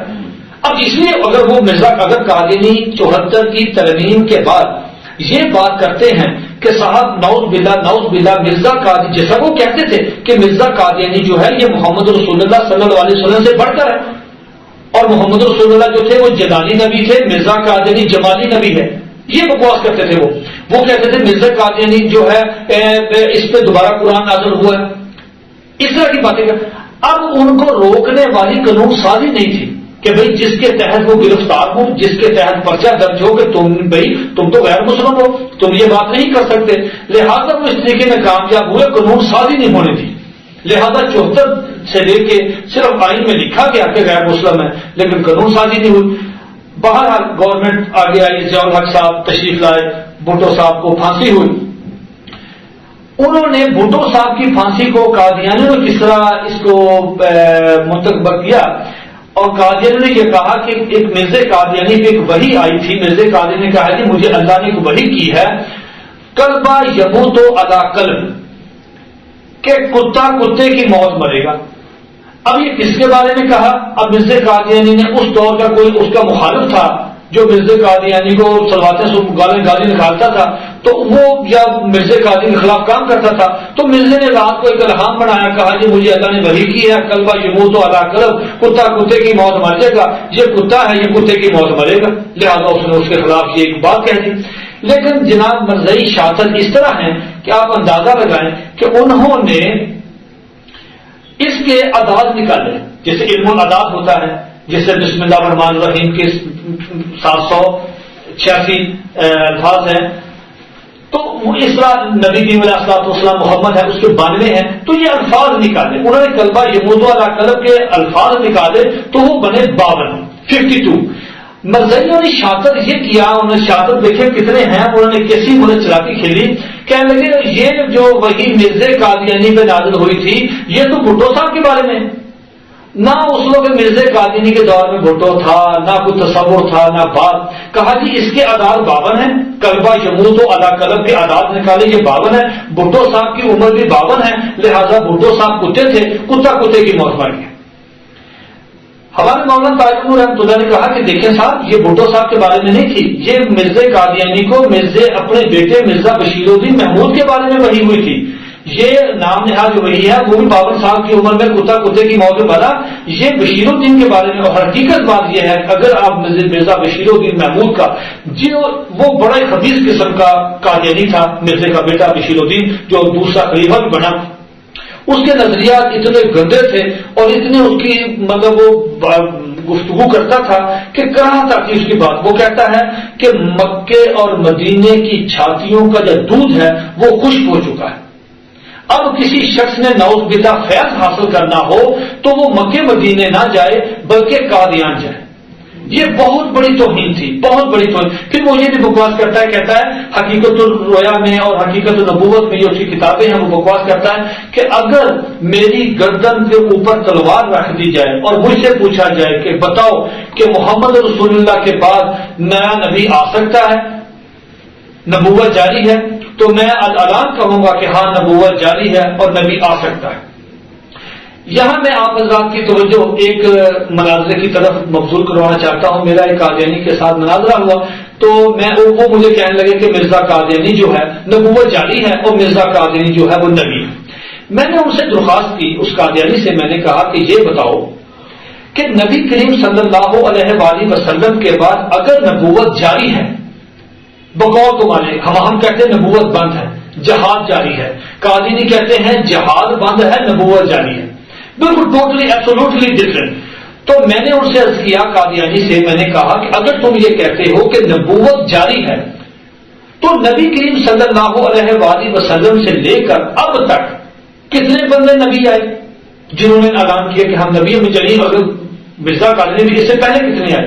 کہنے لگے کوئی نہیں. میں نے کہا دیکھیے حضرت ابوبکر صدیق رضی اللہ تعالیٰ، حضرت عمر فاروق رضی اللہ تعالیٰ، حضرت عثمان غنی، حضرت علی رضی اللہ تعالیٰ، اگر صحابہ کرام اشرا مبشرہ، تابعین آتے ہیں، تبع تابعین آتے ہیں، امام ابو حنیفہ، امام شافعی، امام مالک، امام حنبل، بزرگان دین جنید بغدادی، امام غزالی رحمۃ اللہ، کیسے کیسے بزرگ آ رہے ہیں جناب ادھر سے. کسی شخص نے نبوت کا دعویٰ نہیں کیا، کسی کے دماغ میں، سوچ میں بھی، دل میں خیال بھی نہیں آیا.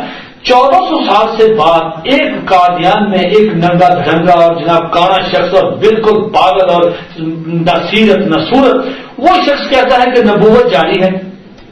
اب ہم قادیانی سے یہ کہتے ہیں کہ صاحب درمیان میں بھی کوئی قادیان نبی کریم علیہ الصلوۃ والسلام سے لے کے اور مرزا قادیانی مردود تک درمیان میں بھی کوئی نبی نہیں ہے. اور اگر مرزا قادیانی کہتا ہے نبوت جاری ہے تو اب یہ بتائیں کہ مرزا قادیانی کو جہنم حاصل ہوئے تقریباً کوئی 92 سال ہو چکے ہیں، 92 ایئر ہو گئے. تو آپ بتائیں کہ مرزا قادیانی کے بعد کون نبی ہے؟ وہ بھی بات نہیں بتاتے، کہتے ہیں وہ بھی نبی نہیں، کوئی نہیں. تو ظاہر یہ ہوتا ہے کہ وہ ختم نبوت جو خاتم النبیین کا جو مطلب ایک اعزاز ہے، خاتم النبیین کا جو تاج ہے، وہ نعوذ باللہ مرزا قادیانی کے سر پہ رکھنا چاہتے ہیں کہ مرزا قادیانی جو ہے نعوذ باللہ مرزا قادیانی خاتم النبیین ہے اور یہ آخری نبی یہ ہوتا ہے. تو میری یہ بات سن کے وہ قادیانی واقعی بڑا پریشان ہوا. اس نے کہا یہ بات آپ کی درست ہے، میں بھی اس پہ غور کروں گا اور پھر آپ کو بتاؤں گا. خیر اس نے کیا آنا تھا دوبارہ تو خیر ہوا نہیں. تو میں آج یہ عرض کرنا چاہتا ہوں کہ 74 میں کوئی قادیانی کو غیر مسلم تو کلیئر قرار دے دیا گیا، لیکن کوئی امینڈمنٹ نہیں آئی، کوئی قانون سازی پاکستان پینل کوڈ میں کوئی ایسا آیا تھا قانون کے ساتھ اب تو قادیانی غیر مسلم ہے، لیکن اگر قادیانی اب کسی قسم کا کوئی بھی شاعر اسلامی استعمال کریں گے تو ان کو سزا ملے گی. خیر وقت چلتا گیا. ضیاء الحق صاحب میں نے عرض کیا کہ جیسے انہوں نے ٹیک اوور کیا اور وہ آئے اور انہوں نے حکومت سنبھالی، بھٹو صاحب کو خیر وہ پھانسی ہو گئی.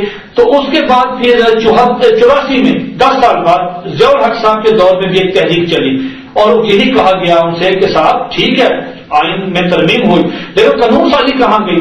خیر اس میں ایک بڑی بھرپور تحریک چلی. تو اللہ رب العزت جزائے خیر عطا فرمائے ہمارے بزرگوں کو، انہوں نے تحریک کو منظم کیا. تو اس کے بعد حضرت خواجہ خان محمد صاحب کی سرپرستی میں یہ ایک تحریک چلی اور اللہ رب العزت اس کو رنگ لائے اور بڑی کامیاب تحریک چلی اور ہم کامیاب ہو گئے اپنا ضیاء الحق صاحب سے یہ امینڈمنٹ کروانے میں، پاکستان پینل کوڈ میں قانون سازی کروانے میں. تو انہوں نے، حکومت نے ہمارا موقف سنا اور بالکل کہا کہ بالکل صحیح بات ہے، جب آئین میں ترمیم ہو گئی تو قانون میں بھی ہونی چاہیے، کیونکہ قادری بدستور اسی طرح اپنے مذہب کی تبلیغ کرتے تھے جس طرح امینڈمنٹ سے پہلے تبلیغ کرتے تھے. خیر وہ ایک 84 کا آرڈیننس آیا، اس آرڈیننس کا نمبر تھا 20 اور وہ 26 اپریل 1984 کو آرڈیننس ماض وجود میں آیا. اس کی روح سے کوئی قادیانی کسی مسلمان کو کسی قسم کی کوئی تبلیغ نہیں کر سکتا، شاعر اسلامی استعمال نہیں کر سکتا، اور نہ ہی وہ اذان دے سکتا ہے، نہ وہ مرزا قادیانی کو صلی اللہ علیہ وسلم کہہ سکتا ہے، نہ مرزا قادیانی کو علیہ السلام کہہ سکتا ہے. مرزا قادیانی کے جو دوست اس کے نام نہاد اس کو صحابہ کہتا تھا، ساتھیوں کو، اس کو رضی اللہ تعالیٰ نہیں کہہ سکتے، صحابہ کی اصطلاح استعمال نہیں کر سکتے، مرزے کی بیویوں کو امہات المومنین نہیں کہہ سکتا. یہ ساری چیزیں جو شاعر اسلامی کا تحفظ تھا یہ 1984 کے آرڈیننس نمبر 20 میں مکمل طور پر آ گیا. تو اس کے بعد پاکستان پینل کوڈ میں ایک دفعہ کا اضافہ ہوا C-298 اور B-298. یہ جو میں نے عرض کیا کہ شاعر اسلامی قادیانیوں کی طرف سے تھا، توہین کرتے تھے، اس کی خلاف ورزی پہ سزا جو تھی 7 سال کی قید اور جرمانہ جو تھا یہ بھی شامل ہو گیا. قادیانیوں نے جب دیکھا کہ ہمارے خلاف ایک امینڈمنٹ آئی ہے پاکستان پینل کوڈ میں، تو وہ اس آرڈیننس کو لے کے چلے گئے وفاقی شرعی عدالت میں.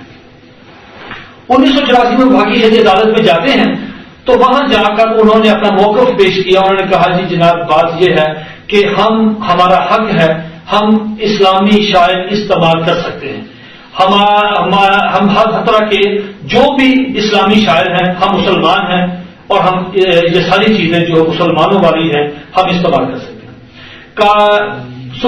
وفاقی شرعی عدالت میں 4 جج بیٹھے، انہوں نے بالتفصیل ان کا موقف سنا، ان کا سارا مطلب جتنا قادیانی کہہ سکتے تھے وہ ساری تفصیلات سنی، آرڈیننس کا قانونی طور پر آئینی طور پہ جائزہ لیا، مسلمان علماء کرام کو بلایا گیا، ان کا نقطہ نظر سنا، اور اس نقطہ نظر کے بعد وفاقی شرعی عدالت نے ایک بھرپور فیصلہ دیا.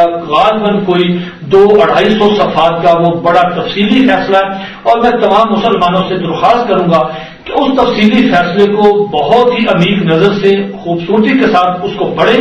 اس میں تقریباً تمام ڈسکشنز آگئی ہیں جو ہمارے قادیانیوں کے خلاف چلتی ہیں، اور ہماری اس ختم نبوت کی ویب سائٹ پر بھی ختم-نبوت.org پر بھی یہ عدالتی فیصلہ غالباً موجود ہے. آپ یہاں سے ڈاؤن لوڈ بھی کر سکتے ہیں، اس کو پڑھ بھی سکتے ہیں. اس فیصلے میں جج حضرات نے یہ بات لکھی کہ جناب بات یہ ہے کہ جب آپ غیر مسلم ہیں اور آپ کا مسلمانوں کے ساتھ کسی قسم کا کوئی آپ کا نہ کوئی نظریہ ملتا ہے نہ آپ کے خیالات ملتے ہیں، تو یہ جو آرڈیننس ترمیم آئی ہے یہ بالکل درست آئی ہے. اور اس کے بعد جو 1984 میں اس آپ کے خلاف پاکستان پینل کوڈ میں ایک امینڈمنٹ آئی ہے یہ بھی بالکل درست ہے. لہذا ہم سمجھتے ہیں کہ آپ کے ساتھ کوئی زیادتی نہیں ہوئی بلکہ مسلمانوں کے ساتھ ایک انصاف ہوا ہے. محمد صلی اللہ علیہ وآلہ وسلم سے مراد نبی کریم صلی اللہ علیہ وسلم ہیں، صحابہ اکرام سے مراد نبی کریم علیہ الصلوۃ والسلام کے جانثار ساتھی ہیں، امہات المومنین سے مراد نبی کریم علیہ الصلوۃ والسلام کی زوجہ مطہرات ہیں. لہذا آپ یہ اصطلاحیں جو ہیں یہ آپ مرزا قادیانی کے ساتھ کیوں ٹچ کرتے ہیں؟ آپ اپنے بیانے کا کوئی اچھا سا نام رکھ لیں تاکہ مسلمانوں کے ساتھ آپ کی جو کنفلکشن ہے وہ نہ.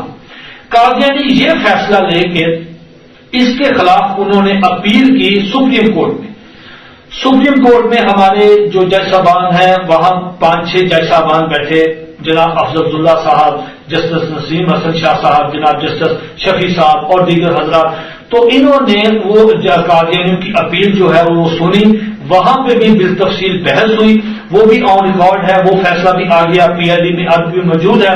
تو وہاں بھی سپریم کورٹ نے کہا کہ نہیں صاحب 1984 کا جو آرڈیننس ہے وہ بھی، 1974 کی جو امینڈمنٹ ہے وہ بھی، اور پاکستان پینل کوڈ میں آپ کے خلاف جو C-298 اور B-298 کا اضافہ ہوا وہ بھی، یہ ساری چیزیں بالکل جائز ہیں. یہ سپریم کورٹ نے فیصلہ دے دیا.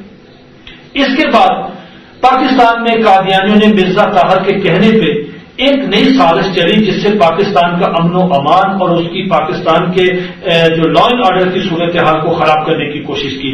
قادیانیوں نے کیا یہ کہ پمفلٹ بنا کر وہ نوجوان آتے کار میں ویگنز میں آتے اور مختلف حلقوں میں اسکولوں میں کالجوں میں یونیورسٹیوں میں یا جہاں دیکھتے کہ بہت زیادہ بازاروں میں رش ہے تو وہاں وہ لٹریچر تقسیم کرتے اور چلے جاتے. یہ صورتحال بڑی خطرناک تھی. اس پہ جو قادیانی موقع پہ پکڑے گئے ان قادیانیوں کو سیشن کورٹ سے سزائیں ہوئی. مثلا کوئٹہ میں ایک قادیانی نے کلمے کا بیج لگایا ہوا تھا. کلمے کا بیج لگانے کا مطلب وہ یہ تھا کہ جناب میں نے یہ کلمہ لکھا ہے, میں آپ سے میں مسلمان ہوں. اب جس آدمی نے کلمے کا بیج, ہر مسلمان تو اپنے سینے پہ کلمے کا بیج نہیں لگاتا. کلمہ تو اس کے سینے میں موجود ہے, اس کی زبان میں موجود ہے, اس کے دماغ میں موجود ہے. وہ کلمے کی بنیاد پہ تو مسلمان ہے. وہ اپنا زندگی کا محور اس کو سمجھتا ہے کلمہ. وہ کلمے سے تو اس کی زندگی بدلتی ہے, وہ غیر مسلم سے مسلمان ہوتا ہے. تو قادیانی نے یہ کیا کہ کلمے کے بیج لے کر اپنے سینوں پہ لگانے شروع کر دیے اور کہا کہ صاحب ہم مسلمان ہیں. اب یہ جب مسلمان دیکھتے تھے اس کلمے کے بیج کو تو ظاہر بات لڑائی ہوتی تھی بھی یہ تو محمد سے کیا مراد لیتے ہو. تو قادیانی برملا اسے کہتے, نعوذ باللہ قادیانی یہ کہتے کہ ہم محمد سے مراد مرزا قادیانی لیتے. جب ظاہر قادیانی برملا بازار میں کھڑا ہو یہ بات کہتا ہے کہ میں نے سینے پہ جو کلمہ لگایا تو میں محمد سے مراد مرزا قادیانی لیتا ہوں, تو ظاہر بات اس پہ لڑائی ہوتی ہے.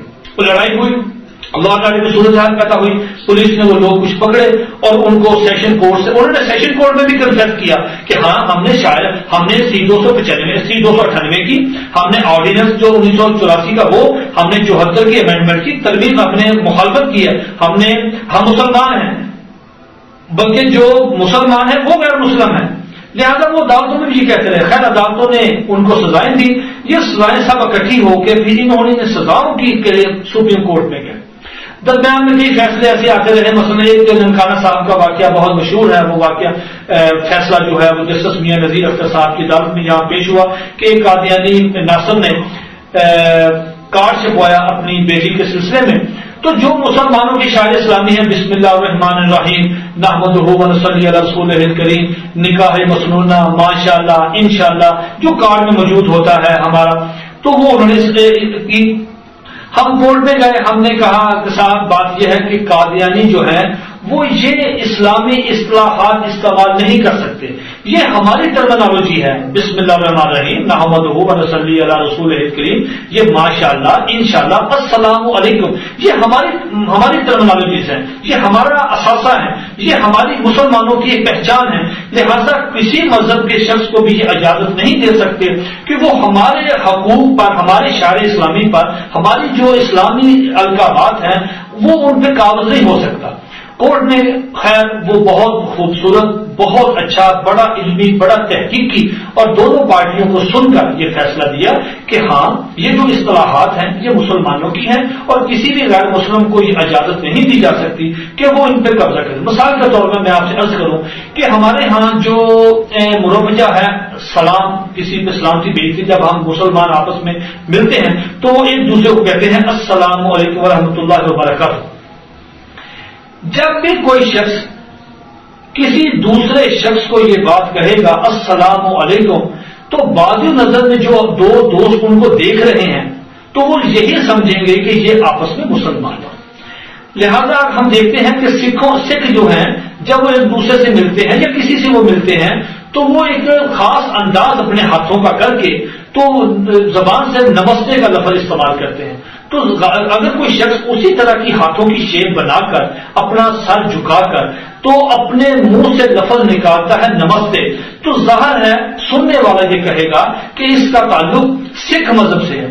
اسی طرح عیسائی جو کرسچنز ہیں اگر وہ بھی گڈ مارننگ, گڈ نوٹ یا گڈ نائٹ اس طرح کے الفاظ استعمال کرتے ہیں اور ان کا خاص ایک انداز ہے, تو ہم سمجھتے ہیں کہ یہ آدمی فلاں مذہب سے تعلق رکھتا ہے. اسی طرح ہندوؤں کا اپنا تعلق ہے ماننے سلام کرنے کا, دنیا کے دیگر مذاہب ہیں ان میں اپنا اپنا چلتا ہے. ہم یہ کہتے ہیں کہ اگر ایک شخص جو ہے وہ آئینی طور پر, شرعی طور پر, قانونی طور پر قادیانی غیر مسلم ہے, اس شخص کو کوئی حق نہیں پہنچتا کہ وہ مسلمانوں کی اصطلاحات, مسلمانوں کے القابات, مسلمانوں کی ٹرمنالوجی استعمال کرے اور ان کو اپنے مذہب کا حصہ بنائے. لہذا اگر ہم اپنے شعائر اسلامی کا تحفظ نہ کر سکے تو پھر ہمیں ڈر یہ ہے کہ ہماری اصطلاحات جو مسلمانوں کی 1400 سال 1450 سال سے ہمارے پاس ایک قیمتی اثاثہ کی صورت میں آ رہی ہیں، پھر وہ ضائع ہو۔ مثال کے طور پر حج مسلمانوں کا ایک شاعر اسلامی ہے، اور حج ایک پرفارمنس ہے، جب حکم ہے اللہ تعالیٰ کا اور اس کے رسول کا کہ حج ادا کرنا چاہیے، اس پرفارمنس کا نام ہے حج۔ اب ہم اگر کوئی شخص اپنے گھر میں ڈانس کرتا ہے، کلب بنایا، وہ ڈانس کرتا ہے، اس ڈانس کا نام وہ رکھتا ہے نعوذ باللہ حج رکھتا ہے، تو مسلمان تو اس کو برداشت نہیں کر سکتے۔ مسلمان تو کہیں گے کہ جناب آپ نے ہماری توہین کی ہے، آپ اس خرافات کا، آپ اس جو بدماشیات ہیں اس کا نام کچھ اور رکھیں۔ حج وہی ہے جو مسلمانوں کی ٹرمنالوجی آ رہی ہے، اور اس کا ہمارے ذہن میں جو نقشہ ہے وہ اور ہے۔ اب کسی شخص کو ہم اجازت نہیں دے سکتے کہ وہ محمد رسول اللہ صلی اللہ علیہ وسلم کا اسم گرامی محمد، کہ اس سے مراد مرزا قادر سے محمد، ہم کسی شخص کو اجازت نہیں دے سکتے کہ وہ صحابہ کرام کے علاوہ کسی بندے کو بھی صحابی رسول کہے، نہ کسی عورت کو اجازت دے سکتے ہیں کہ وہ اپنے آپ کو ام المومنین کہے، نہ کسی شخص کو اجازت دے سکتے ہیں کہ وہ اپنے شہر کا نام مکہ رکھے یا مدینہ رکھے۔ ہم کسی شخص، یہ ہماری ٹرمنالوجی ہے، اور اس میں کوئی ایسی بات بھی نہیں ہے، یہ سمپل سا ہمارا مطالبہ مسلمانوں کو، اور یہ کچھ ضد اور ہڑدر بھی تو وہ کر رہے ہیں، وہ کہتے ہیں نہیں صاحب ہم ہے بھی مسلمان، قادری کہتے ہیں، تم غیر مسلم ہو، تم مرزے کو نہیں مانتے، لہذا تمہاری چیزوں پہ ہم نے قبضہ کرنا ہے۔ سپریم کورٹ میں، جیسے میں نے عرض کیا کہ سپریم کورٹ میں جب یہ بات گئی تو سپریم کورٹ نے ان سے کہا کہ صاحب دیکھیں، بات یہ ہے کہ کوکا کولا فیکٹری ہے، یہ پیپسی ہے، یا کوئی لیور بدلنے کی چیز ہے، یا باٹا کمپنی ہے، کوئی غیر مسلم یہ جتنی ملٹی نیشنل کمپنیاں جو پاکستان میں کام، دنیا میں کام کرتی ہیں، ان کا ٹریڈ مارک ہے۔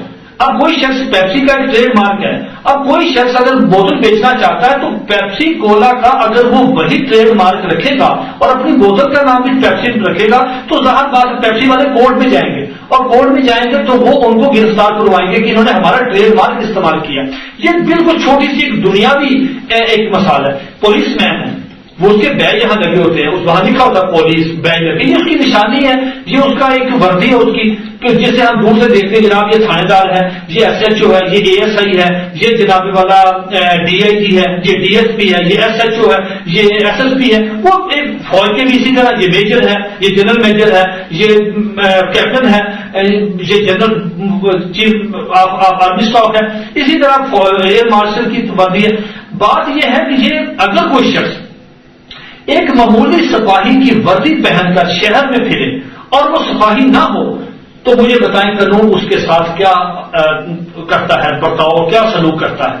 اس کو گرفتار ہوگا فورجری کے کیس میں، وہ گرفتار ہوگا فراڈ کے کیس میں، 420 کے کیس میں، اور وہ گرفتار ہوگا، سزا پائے گا کہ ہاں تم نے وردی کیوں پہنی، تم سپاہی نہیں ہو، تم جعلی وردی پہن کے آئے ہو اور فراڈ کیا ہے۔ جناب اگر یہ چھوٹی سی مثال پہ گرفتاریاں ہو سکتی ہیں، یہ ایسا ہو سکتا ہے، تو یہ کسی شخص کو کیسے اجازت دے دی جائے کہ ایک شخص ہے وہ قادیان سے اٹھا اور کہا، اس وہ کہتا ہے میں محمد رسول اللہ ہوں، میرے 2 صحابہ ہیں، میری بیوی ام المومنین ہے، جناب میرے شہر کا نام مکہ ہے، جو مجھ پہ وحی اترتی ہے وہ قرآن مجید ہے، تو جناب یہ کس طرح، یہ جتنی پورا قرآن مجید ہے نعوذ باللہ وہ کہیں کہ میرے سے قادیانی پہ اترا ہے، اس سے اشتعال پھیلتا ہے، لا اینڈ آرڈر کی صورتحال پیدا ہوتی ہے۔ لیکن ہماری گورنمنٹ نے نہ اس کو سوچا نہ کبھی سمجھا، یہ تو مسلمان اپنے طور پہ تحریک چلاتے ہیں، جب دباؤ پڑتا ہے تو گورنمنٹ عدالت میں کیس لے آتی ہے اور پھر وہاں پہ جا کے فیصلہ ہو۔ چاہیے یہ تھا کہ شروع میں ہی اس کی ایک مثال کے طور پر میں آپ اللہ سے درخواست کروں کہ 1953 کی تحریک ختم نبوت میں یہی مطالبات تھے، اور وہاں مسلمانوں کو گاجر مولی کی طرح کاٹ کے رکھ دیا گیا، 10,000 مسلمان شہید کیا اور گولیاں چلائیں، ان کو گرفتاریاں کی، ان کو جیلوں بھاٹی گئی، اس سے کتنی عورتیں متاثر ہوئی، کتنے بچے متاثر، کتنے بیوہ ہوئی، کتنے بچے یتیم ہوئے۔ ہاں جی، مطالبہ کیا تھا کہ قادیانی کو غیر مسلم اقلیت قرار دو۔ اب جناب 74 میں منیر جسٹس، جو چیف جسٹس منیر ہے، وہ کہتا ہے جی یہ بالکل مطالبات غیر ضروری تھے اور مطلب غیر فطری تھے۔ اب 74 میں پاکستان کی پارلیمنٹ جو ہے مشترکہ طور پر، متفقہ طور پر وہ فیصلہ کرتی ہے کہ قادیانی جو ہیں وہ غیر مسلم ہے۔ آگے آپ کی سپریم کورٹ کہتی ہے کہ بالکل صحیح جو فیصلہ پارلیمنٹ نے کیا یہ بالکل صحیح کیا ہے۔ پہلے تھا کہ اب مجھے بتائیں کہ مرید صحیح ہے یا 74 پہ جو گولی چلانے والے جنہوں نے ایکڑوں زمینیں دی، جنہوں نے پیسہ لیا گورنمنٹ سے، کوٹیاں حاصل کی، کس بدلے میں کہ ہم نے مسلمانوں کو قتل کیا، ہم نے مسلمانوں کو شہید کیا، اسی وجہ میں ان کو ایکڑ انور ڈی آئی جی کو، جسٹس منیر کو، جنرل اعظم کو اسی لیے سلا ملا نا کہ تم نے بھی تحریک دبا دی، تم نے مارا، جنرل حیاؤدین کو اس لیے چیزیں ملی۔ اب اس دور میں جو 10,000 مسلمان شہید ہوا کہ مرزائیوں کو غیر مسلم اقلیت قرار دینے کا جو مطالبہ تھا وہ سمجھتے تھے یہ غیر ضروری ہے۔ اب 74 میں وہ کس طرح اچھا ہو گیا؟ چاہیے یہ تھا کہ 74 کی پارلیمنٹ کے فیصلے کے مطابق جو قادیانی غیر مسلم اقلیت قرار پائے ہیں، چاہیے یہ تھا کہ منیر انکوائری رپورٹ کو نکال کے منیر کی قبر کو نکال کے اس کو آگ لگاتے، جنرل اعظم کو اس پاکستان میں اس کو مطلب اس کا یہاں اس کی پینشن بند نہ ہوتی، اس کا ایک عبرتناک باب بنا دیا جاتا کہ جناب جنرل اعظم نے مسلمانوں کو ایک متفقہ علیہ مسئلے کے اوپر جو ہے وہ لوگوں کو کربناک اور المناک ان پہ جو ظلم و تشدد کیے ہیں۔ آپ کی آج سپریم کورٹ کہتی ہے کہ صاحب مرزائی جو ہے وہ غیر مسلم، مرزائی جو ہے وہ غلط ہے، وہ رانگ ہے۔ اس وقت مسلمان جو بات کرتا تھا بیچارہ کہ قادیانی کافر ہیں، 3 سال قید ہوتی تھی، اور آج وقت یہ ہے کہ اگر قادیانی یہ بات کہے کہ صاحب میں مسلمان ہوں، یہ مرضی کہے تو اس کو 3 سال قید ہوتی ہے۔ کہنے کا مطلب یہ ہے کہ 53 کی تحریک ختم نبوت میں مسلمانوں کے ساتھ بہت زیادتی ہوئی۔ اب ہم یہ سارے فیصلے جو ہیں سپریم کورٹ کے، ہائی کورٹ کے، اس کا لب لباس سارا جو کیا اکٹھا کر کے یہ آخر میں آیا سپریم کورٹ میں۔ سپریم کورٹ نے فائنل اس کی دینی تھی اتھارٹی کہ صاحب اب بتائیں کہ کیا یہ جو آرڈیننس ہے یہ صحیح ہے، کیا قادیانی جو ہے وہ شعار اسلامی استعمال کر سکتے ہیں۔ قادیانی سپریم کورٹ میں گئے، سپریم کورٹ نے بہت ہی خوبصورت فیصلہ دیا اور یہ کہا کہ صاحب قادیانی جو ہے وہ غیر مسلم ہے اور آرڈیننس بالکل ٹھیک ہے۔ سپریم کورٹ کے فیصلے کے بعد قادیانی چلے گئے سپریم کورٹ میں اپیل لے کر۔ قادیانیوں کی سپریم کورٹ میں اپیلیٹ بینچ ہے، وہاں پہ بھی درخواست مسترد ہوئی۔ اب صورتحال یہ ہے کہ پورے ملک میں قادیانی جو ہیں یہ آئینی طور پر 1974 کی امینڈمنٹ کے مطابق دفعہ 106 اور 206 کے مطابق غیر مسلم، قادیانی سپریم کورٹ میں غیر مسلم، قادیانی پاکستان پینل کوڈ میں C-298 اور C-298B 298C کے مطابق یہ وہاں بھی شاعر اسلامی استعمال نہیں کر سکتے۔ میں آپ حضرات کو صرف آخر میں سپریم کورٹ نے جو متفقہ علیہ فیصلہ دیا اور اس ملک میں اس وقت وہ نافذ العمل ہے، میں پورے ایمان اور وجدان کے ساتھ یہ عرض کرتا ہوں کہ ہمارے ملک کے بہت کم بیوروکریسی نے یہ فیصلہ پڑا ہے۔ اگر ہم مظلوم ہیں، میں اپنی بات بس آخر میں ختم کر رہا ہوں اور میں یہ عرض کرتا ہوں کہ ہم لوگ مسلمان جو ہیں مظلوم ہیں۔ ہم کہتے ہیں جب بھی کوئی بات ہوتی لا اینڈ آرڈر کی تو قادیانی یہ بات کہتے ہیں، قادیانی کہتے ہیں کہ ہمارے ساتھ ظلم ہوا ہے، ہمارے ساتھ دیکھیں کہ فلاں مسلمان نے ہمیں مطلب مارا ہے، ہمارے گھروں کو پتھراؤ کیا ہے۔ ہوتا کیا ہے؟ ہوتا یہ ہے کہ قادیانی جو ہے وہ شاعر اسلامی کی توہین کرتا ہے، قادیانی جو ہے لا اینڈ آرڈر کی توہین کرتا ہے، ہاتھ میں لیتا ہے قانون۔ ہم جاتے ہیں کورٹ میں، قانون ہمارے ساتھ ہے، آئین ہمارے ساتھ ہے، لیکن نہ ہماری تھانے دار سنتا ہے، نہ ہماری پولیس سنتی ہے، نہ ہماری عدالتیں سنتی ہیں۔ وہ کہتے ہیں جی حقوق انسانی چاہیے، امریکہ کا پریشر بہت ہے، نہیں جناب آپ دیکھیں ملک کے حالات۔ بھئی جب قانون ہمارے ساتھ ہے، آئین ہمارے ساتھ ہے، تو ہم یہ چاہتے ہیں، اس وقت ہم لوگوں کی صرف یہی خواہش ہے کہ قادیانیوں کو اس بات پر باؤنڈ کیا جائے کہ قانون کا احترام کرے، مسلمان بھی قانون کا احترام کرے، قادیانی بھی قانون کا احترام کرے۔ ہمارے پاس کوئی پلیٹ فارم نہیں، ایک پلیٹ فارم تھا قومی اسمبلی کا، ہم اس میں کامیاب ہوئے۔ ایک پلیٹ فارم تھا سپریم کورٹ کا، سپریم کورٹ نے فیصلہ دے دیا کہ صاحب قادیانی جو ہے وہ غیر مسلم ہے، شاعر اسلامی استعمال نہیں کر سکتے۔ اب قادیانی کیا کہتے ہیں؟ قادیانی نہ پارلیمنٹ کے فیصلے کو مانتے ہیں، نہ سپریم کورٹ کو فیصلے کو مانتے ہیں، وہ کہتے ہیں ساتھ بات یہ ہے کہ ہم کسی فیصلے کو نہیں مانتے، ہم شاعر اسلامی بھی استعمال کریں گے اور ہم اپنے آپ کو مسلمان کہیں گے، مسلمانوں کو کافر کہیں گے۔ جب یہ بات ہوگی تو ظاہر بات ہے کہ مسلمانوں میں ایک لا اینڈ آرڈر کی صورت حال پیدا ہوگی اور ملک میں جو ہے وہ ایک انتہائی گڑبڑ کی صورت پیدا ہوگی۔ میں سپریم کورٹ کا فیصلہ جو ہے وہ آپ حضرات کو اس میں چند جو ہے اقتباسات وہ سنانے کی سعادت حاصل کرتا ہوں۔ اس میں سپریم کورٹ نے اپنے تاریخ ساز فیصلے میں جو بات لکھی، انہوں نے کہا کہ مرزا قادیانی نے اپنی کتاب میں، بے شمار کتابوں میں یہ بات لکھی ہے کہ مرزا قادیانی نعوذ باللہ یہ بات کہتا ہے کہ میں محمد رسول اللہ۔ قادیانی جب بھی کلمہ پڑھتے ہیں تو محمد سے مراد وہ مرزا قادیانی لیتے ہیں۔ میری کئی قادیانیوں سے بات ہوئی تو مجھے مازیوں نے یہ بات کہا، انٹرنیٹ پہ بھی کہا اور مناظروں میں بھی یہ بات کہی کہ ہم مرزا قادیانی کو محمد رسول اللہ نہیں سمجھتے۔ میں نے کہا اگر آپ مرزا قادیانی کو محمد رسول اللہ نہیں سمجھتے تو مجھے صرف ایک سوال کا جواب یہ دیں کہ آپ نے مرزا قادیانی کی کتنی کتابیں پڑھی؟ مجھے کوئی پاکستان میں کیا دنیا میں کوئی قادیانی ایسا نہیں ملا جس نے یہ بات کہی ہو کہ میں نے مرزا قادیانی کی ساری کتابیں پڑھی۔ مرزا قادیانی کی تقریباً کچھ 86 کے قریب کتابیں ہیں، اس کے اشتہارات وغیرہ شامل کر کے، ملفوظات شامل کر کے وہ تعداد کو جو ہے تقریباً کچھ 100 کے قریب پہنچ جاتی ہے۔ کسی بھی قادیانی نے آج تک مرزا قادیانی کی پوری اپنے نعوذ باللہ نہام نہاد جو صاحب نبی ہے اس کی کتابیں نہیں پڑھی۔ خود مرزا قادیانی کا بیان یہ ہے کہ اگر کسی قادیانی نے میری ساری کتابیں 3 دفعہ نہیں پڑھی غور سے تو وہ قادیانی نہیں ہے۔ اب اس نقطہ نظر سے میں سمجھتا ہوں کہ قادیانی جو ہے وہ قادیانی بھی نہیں ہے، وہ نہ قادیانی نہ مسلمان ہے، وہ کسی اور جانور کا نام ہے۔ قادیانی تب وہ قادیانی ہوں گے جب مرزا قادیانی کی کتابیں 3 دفعہ پڑھیں گے۔ جب میں مذہبیوں سے بات کرتا ہوں میں کہتا ہوں کہ تمہاری کتاب میں یہ لکھا ہے، کہتے جی میں نے ہم نے کتاب پڑھی، تو میں نے کہا مناظرہ تو اس سے ہونا چاہیے، بات اس سے ہونی چاہیے جس نے مرزا کی ساری کتابیں گو تھرو کی ہوں۔ جس نے ساری کتابیں نہیں پڑھی اس سے بات کرنے کا فائدہ نہیں ہے۔ لہذا جو قادیانی یہ بات کہتے ہیں کہ ہم کلمہ میں محمد سے مراد مرزا قادیانی نہیں لیتے، انہوں نے مرزا قادیانی کی کتابیں نہیں پڑھی۔ مرزا قادیانی کی کتاب جو ایک غلطی کا ضالع مرزا صاحب اس بات میں حقیقت الوحی میں صاف بات کہتا ہے کہ میں محمد رسول اللہ اور وہی محمد رسول اللہ ہوں جو مکہ مکرمہ میں تشریف لائے تھے۔ نعوذ باللہ اس کے بعد اس کا جو بیٹا ہے مرزا بشیر احمد وہ کلمۃ الفصل میں مرزا قادیانی کی جو تشریح ہے ایک غلطی کا ضالع اور حقیقت اس کی تشریح کرتے ہوئے کہتا ہے کہ پس مسیح موعود میں مرزا محمد رسول اللہ ہے جو عیسائیت اسلام کی دوبارہ دنیا میں تشریف لائے۔ قادیانیوں کا یہ عقیدہ ہے، اگر کوئی قادیانی یہ بات نہیں مانتا تو اس نے مرضیوں کو لٹریچر نہیں پڑھا۔ لہذا میں یہ عرض کرنا چاہتا ہوں کہ سپریم کورٹ نے یہ بات کہی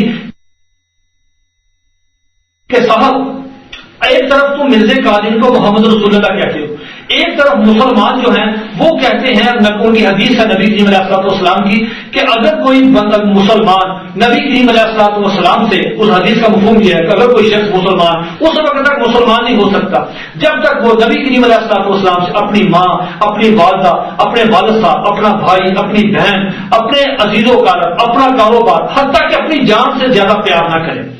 اگر تم کہتے ہو مرزا قادیانی نعوذ باللہ محمد رسول اللہ، اگر مسلمان تمہیں قتل نہ کریں تو کافر ہوتے ہیں حدیث کی روح سے، یہ سپریم کورٹ کہتی ہے۔ اگر تمہیں قتل کرتے ہیں تو لا اینڈ آرڈر کی صورت حال پیدا ہوتی ہے۔ اب بتائیں مسلمان کدھر جائے؟ لہذا سپریم کورٹ نے کہا کہ تم اتنا خوبصورت جملہ لکھا سپریم کورٹ نے جو اس وقت قانون کی کتابوں میں نہ صرف موجود ہے بلکہ قانون کے طور پہ بھی ہے۔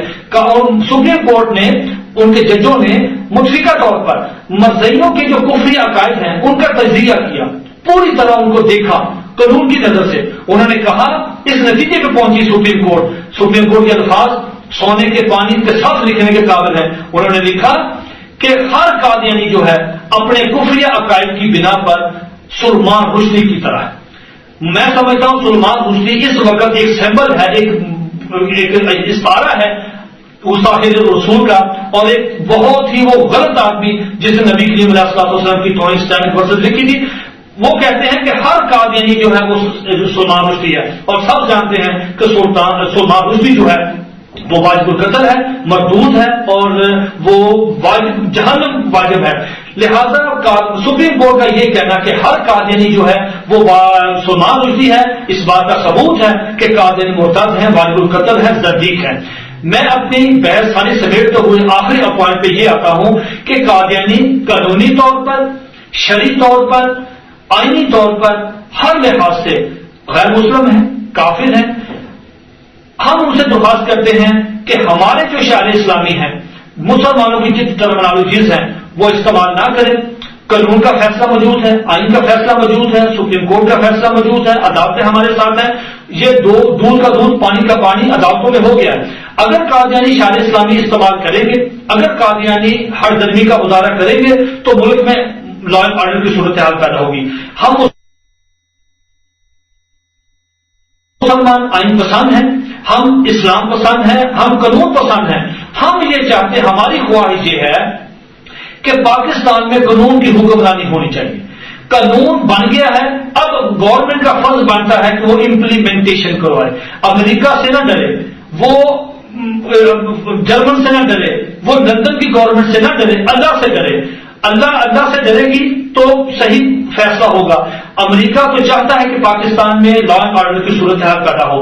لہذا جب قانون ہمارے ساتھ ہے، آئین ہمارے ساتھ ہے، تو میں گورنمنٹ سے بھی درخواست کروں گا اور اپنے مسلمان بھائیوں سے بھی کروں گا کہ وہ قاضیاں جب بھی کوئی ایسا واقعہ ہو قانون کو ہاتھ میں نہ لیں، بلکہ اس کی ساری رپورٹ، اس کی ساری چیزیں جو ہیں وہ کورٹ میں رکھیں اور پولیس کے سامنے رکھیں۔ اور میں پولیس والوں سے بھی اور بیرو کسی سے بھی درخواست کروں گا کہ خدا کے واسطے جب کوئی آدمی آپ کے پاس مقدمہ لے کے قادیانی کے خلاف آتا ہے تو آپ اسے حقوق انسانی کے نام پر یا جناب اقلیت کے نام پر قادیانیوں کی سائڈ نہ لیں، بلکہ آپ میرٹ پہ فیصلہ کریں، قانون کی نظر میں، آئین کی نظر میں کہ قانون کیا کہتا ہے، آئین کیا کہتا ہے۔ اور میں ملک کے تمام دوستوں سے، بزرگوں سے، بھائیوں سے، حکمرانوں سے، وکیلوں سے، ججوں سے، علماء کرام سے درخواست کروں گا کہ سپریم کورٹ کا جو فیصلہ آخری، جو قادیانیت کے تابوت میں آخری کیل ہے، میں درخواست کروں گا کہ اس فیصلے کو بڑی عمیق نظر سے پڑھیں، اس کو سمجھیں۔